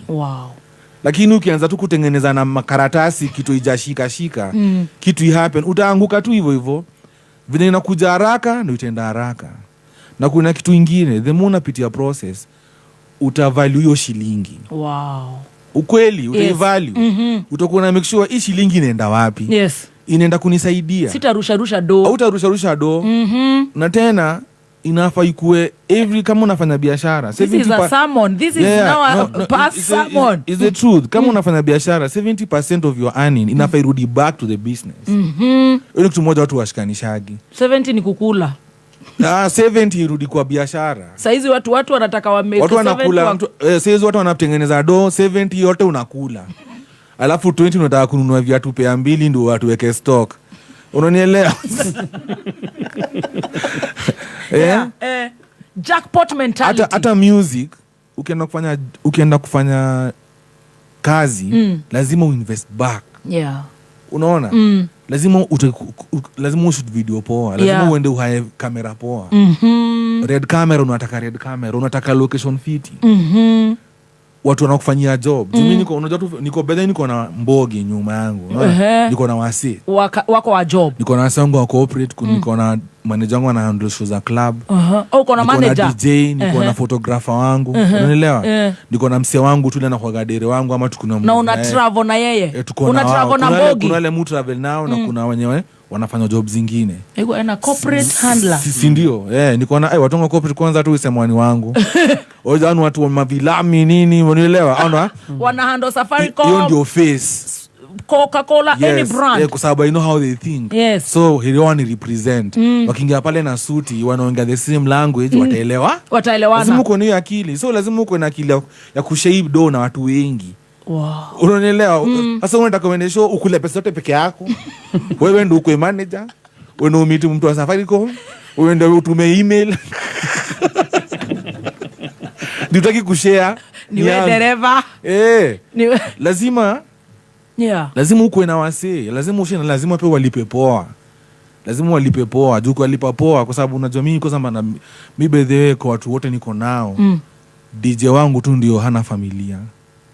wote wako na like, families. Yes. Alafu sasa hiyo kitu pia inafanya gani kue ukiona gani kifanya vile tunafanya kwa sababu unajua pia kwa akili yako unajua you're feeding. Nikianza kuimba ufala hapa ndio umiza watu wengi sana, wengi direct na indirect. Yes. Unaona? Na pia mimi niko na my family kina your mother ni a structure. Yeah. Alafu kitu moja tu watu wajaijua, them uko na watu wengi, them pia unapata prayer warriors wengi. Watu wakienda kulala wanakuombea indirect bila wewe kujua. Wow. Unanielewa? Ukitaka kurelease ngoma unasikia manze tuma link itakuwa sawa. Sile msee anakuleta maybe msee amekutoka na mali wanakupigia simu. Chana na huo msee kwa sababu wanakujua. So ni poa pia kukuwa na mbogi. Yes. Mnafanya job lazima uko wengi. Yeah. So lazima irudi back kwa job ndio izae. Wow. Na usifinyilie watu. Sio kuwalipa one bob. Hapana, huwezi kuwa tena atijo. Mimi hata nafikiri huwezi kuwa ati wewe ndio unaishi poa na wao wanaishi ghetto. Kwanza msee yote anakurepresent anapata apeleke mutinoma kuliko. I love that. Kwa sababu yeye anaenda kurepresent. Mageko gitonekera igona niguo kihinyereirie andu a wira. Ni maraigua. Na ni maraigua mundu uria ara make sense. Na prayer warriors no igua. Aria wandikite. Ni marakuhoera. Tigukira gugukas in the morning. Umeandika watu wanakukas. Hata ukiwa na hoteli na watu wanaona na makastoma wengi na walipe tu poa. Watu kama uko na 100 employees na una treat poa, just know au ni 100 prayer warriors. Wow. Wanakuprotect every day. Wow. Without even you knowing. True. Is this truth? Yeah. Ulipe watu poa. Itakuja back in so many ways bila wewe kujua. Unashangaa vitu zinaingiana aje. Kumbe manze ulipatia mtu akaenda akalipa school fees, ulipatia mtu akaenda akasaidia mama yake. Unajua wewe ujui, wewe umelipa tu sawa. Salary na unalipa on time. Yeah. Unanielewa? Sio tarehe 70. Hapo on time modhoni ame. On time. Yeah. Wow. On time. Ujua mimi nafanya gaje, sasa nikwambie. Ujua nilisha learn. Kama sana na cameraman wangu ni Gen Z. DJ wangu ni Gen Z. So nikalanigi hawa hawashikanishi maneno ya ukienda show zingine za corporate unalipagwa hata 60 days. Yes. Unazakata 2 months. Nikarealize hawa hawanielewi. So kukosana na wao unatutu watu kwa mfuko mnamalizana. Wewe unangoja. Unafaa kuwa pia na hizo akili. Yeah, you're the leader. Unafaa kuwa una reason. Unasema huyu nimemuona ni employee mpoa lakini history za 60 days haelewi. Na hadi 60 nafikaga unaambiwa 90. Lakini kitu moja unajua at least do mimi usema hivi iliku ina do iko nje inakungojea kuliko hakuna. Unaona? Yeah. So unakaa unapiga hesabu unaonaje okay umse haelewi mambo. So mlipe tu. Sio kuko ukimwambia terera. Hapana, mbona umfute kazi na ni employee mpoa lakini ameshindwa kuelewa maneno ya 60 days. It's true, it's making sense. Yeah. Wewe mtoa kwa mfuko mlipe then wait for the na ni employee mpoa. Ni employee mpoa. Ni give and take, unaangalia, unaona msi yako hivi. Unajua kuishi na wase tu. Wow. Wow. That is so good. Tuko na 6 minutes na lazima tu wrap. Lazima tu wrap. Hebu ongelesha watu wa UK waambie you're going there as we close. July 28th manze ndako huko Kenya in the park. Nashukuru sana pia hata by that ni funny sana ndio wao ndo wamesema hata nilikuwa nimesahau kusema. Hata zio kaka ningesema. Wanakusikiza sana. So manze tupatane huko manze niko ready. Nakuja Thursday. Nimaliza naongesha kila mtu ama tu ni kila mtu ni kufunga ndio tu dance. Okay. Uite kwanza wa UK. Manze waso UK manze hope mtatokea tupatane 28th July. Na look forward kuja huko na pia mtu ananisikiza tutako join every dark cloud there's a silver lining. It doesn't matter kile unapitia saa hizi. Ati where this in every dark cloud there's a silver lining. In every dark crowd there's a silver cloud yani cloud there's a silver lining. Yes. Yeah. So wewe jua tu kitu unapitia saa hii ita make sense baadaye usi give up. Na kama tena niongeleshe men manze kuna pita depression manze unajua kuna watu wengi sana wanapita depression wanaume. Manze yani ongelesha mtu. Unaona? Ni poa kuongea hata kama ita solve kabisa ita solve 50% of it. Yes. Itakuondolea ile anga na kufikiria kufanya kitu mbaya. Unaona? Ni poa kuongea. Yes. Na tena ile kitu nilisema pale mbele. Najua nilisema watu wakantukana sana kwa mtandao maana nakutana chama. Saizi wame appreciate sana actually. Hiyo story ya chama. Nisema tena, ule ananisikia tu nanisikie. It is the highest time men wakuwe na chama. Hiyo ndio ilikulea. Kwa sababu ukirealize women sana sana wanakuwa ndio nikushua pia upita depression but mko na avenues mingi sana ya kuongea. Kuvent, unaona? Men sasa mnapatana pale mkikunywa kila mtu ni mnoma. Huyu deal yake iliingiana, huyu anataka kufloss gari yake mpya, une yako na mtoto mpya, na graduation unaona? So that time watu wakuena chama. Si lazima mkue 10, mnaweza hata 3, 4. Where you can vent. Yes, unaweza vent alafu pia mnaanza business ideas. Yes. Si lazima mkumna mitu, mnaweza kuwa mna ndio mnakula kanyama na pombe mkiangalia biashara on the side. Lakini pia hiyo pia ni excuse ya kuupatana. Yeah. Unaona? Kama mtapatana kwa manyumba ama mtatafuta place, lakini ni a safe place to go and talk. Wow. Maybe unapita kitu fulani, best yako alipita na bibi yake. Ukiongea unaona kumbe ni rahisi kitu tungefanya hivi na hivi. Neza manuva. Lakini just because utaki kuongea, umeweka ego yako huko juu, utaki kusema pole. Mimi nakwambia hapana, nasema tu pole mtu wangu. Mimi nimeshikusema pole. Unaona kumbe si noma. Unaona? Yeah. Kuna watu wanakosa familia hapo kwa sababu yeye ufala ati mimi mzee wangu na mwanamke. Hapana, sema pole. Sema pole, nyenyekea. Atusiwezi fanya nini? Mimi ni ndume nini? Hapana, maana unafaa kubembelezwa. Sema pole. Wow. Kwa sababu unaweza kosa a good woman just because of your ego ufala. Maringo. Alafu toke huku manze uingie ma movie mbaya. Masinemo watu wanakungoja hivi actors. Unielewa? Watu wache kuwa na maigo mob. Kwa better mimi nafikiria vitu mingi za nyumba ni tu ukiangalia sana maneno za nyumba, akimenza nyumba ni maigo tu mingi. Watu sema tu hivi, unaona nyenye hapa tu nimeonewa. Sema tu aya noma, pole tu. Sema tu pole. Ondokea tu. At least ukwe na sio mimi ni ndume. Hataki sasa yenyewe ni deja bani.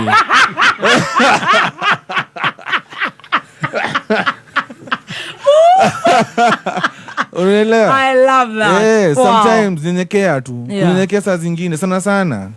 Kwa sababu ukiwa I don't think mwanaume anafaa kushout. Na vita. Wata tu akuja event nini spend hivi nini na noma sawa. Pole. Nimesikia. Wow. Kidogo nini hapo za kucheka. Si vitu zimekaa na amani. Mtoto wako hapo. Ujifanye mnoma mngori. Aende.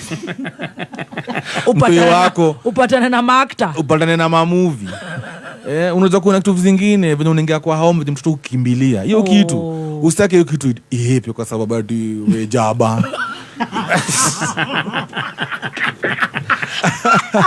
Wow. Lakini anyway manze kila siku kumbe Mwenyezi Mungu. Na pia Mungu akikubariki ukumbuke kusema asante. Wow. Ndio watu wengi usahau. Lakini pia shukran sana kwa support ya miaka yote. Miaka ngapi kwa industry? Manzi toka 2007 ndio mpaka sasa. Hiyo ni miaka gani? 2007. Na bado uko fresh. 2024 - 2007. 17 years. Yes. So manzi nashukuru sana. Wow. Nashukuru sana na pia mimi niko tu pale YouTube Meja Genge. Manze shukran sana, Mungu abariki sana. Ukitaka kubukiwa whatever shows. Na by the way una charge kutoka nga?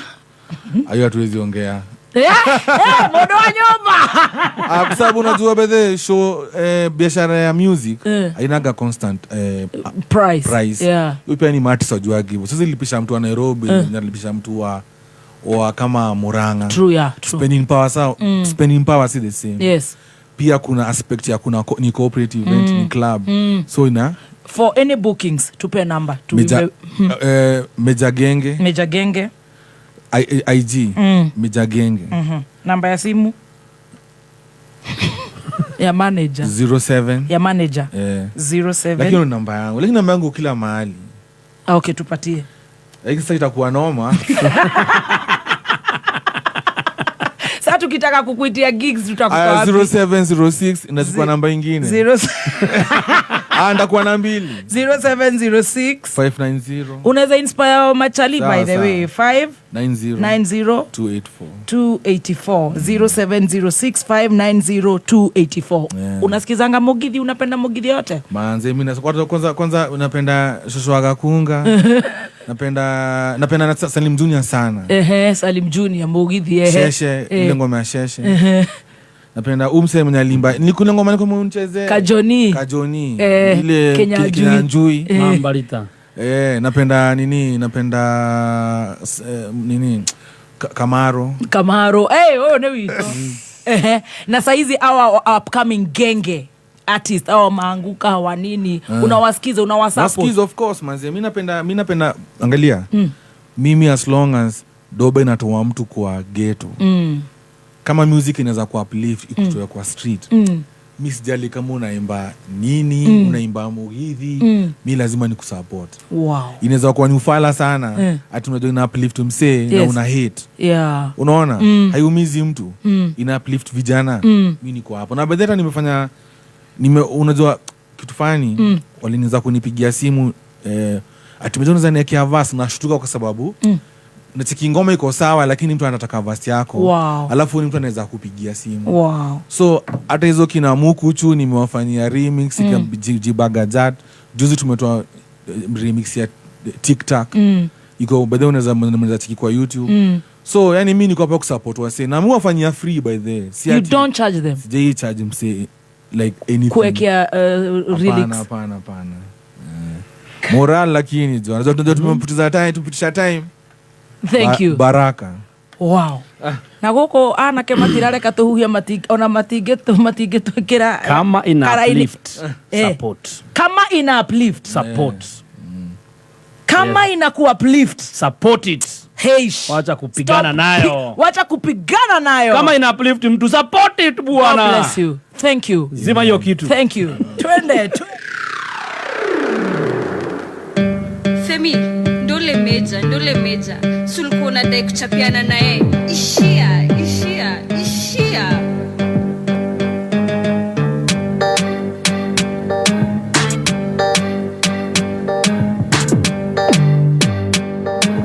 Rico Beats, Mr. 808.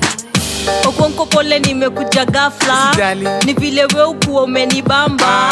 Femi one pia kwangu we ni mso. Kwanza vile ulituosha kuile basi ya ligi so Nakupenda manze wewe ukuwa mhumble. Asante. Legend kwangu we ni icon. Stories za icon kwanza weka mbali. Femi one mukwa nimekutamani. Okuonko umeanza kunichocha. Nisho, ni wapi uliniona? Femi one we unibamba. Kwa Instagram nikichekizo mapaja. Okuonko na kitambi utawezana? Nikikupea utawezana? Manze Femi one nikikupata nitakupenda kavile napenda Tumblr. Okuonko na kitambi utawezana? Nikikupea utawezana? Manze Femi one nikikupata nitakupenda kavile napenda Tumblr. Iko haga yako iko naipenda kamke nyumbani na mwiko. Meja umeanza kuniflata. Unataka kunikula kama plata. Iyo kifua nataka kuichambua. Mimi nataka kukulamba mpaka ushindwe kupumua. Kidesign umeanza kunibamba. Nikikupea usiende kutangaza.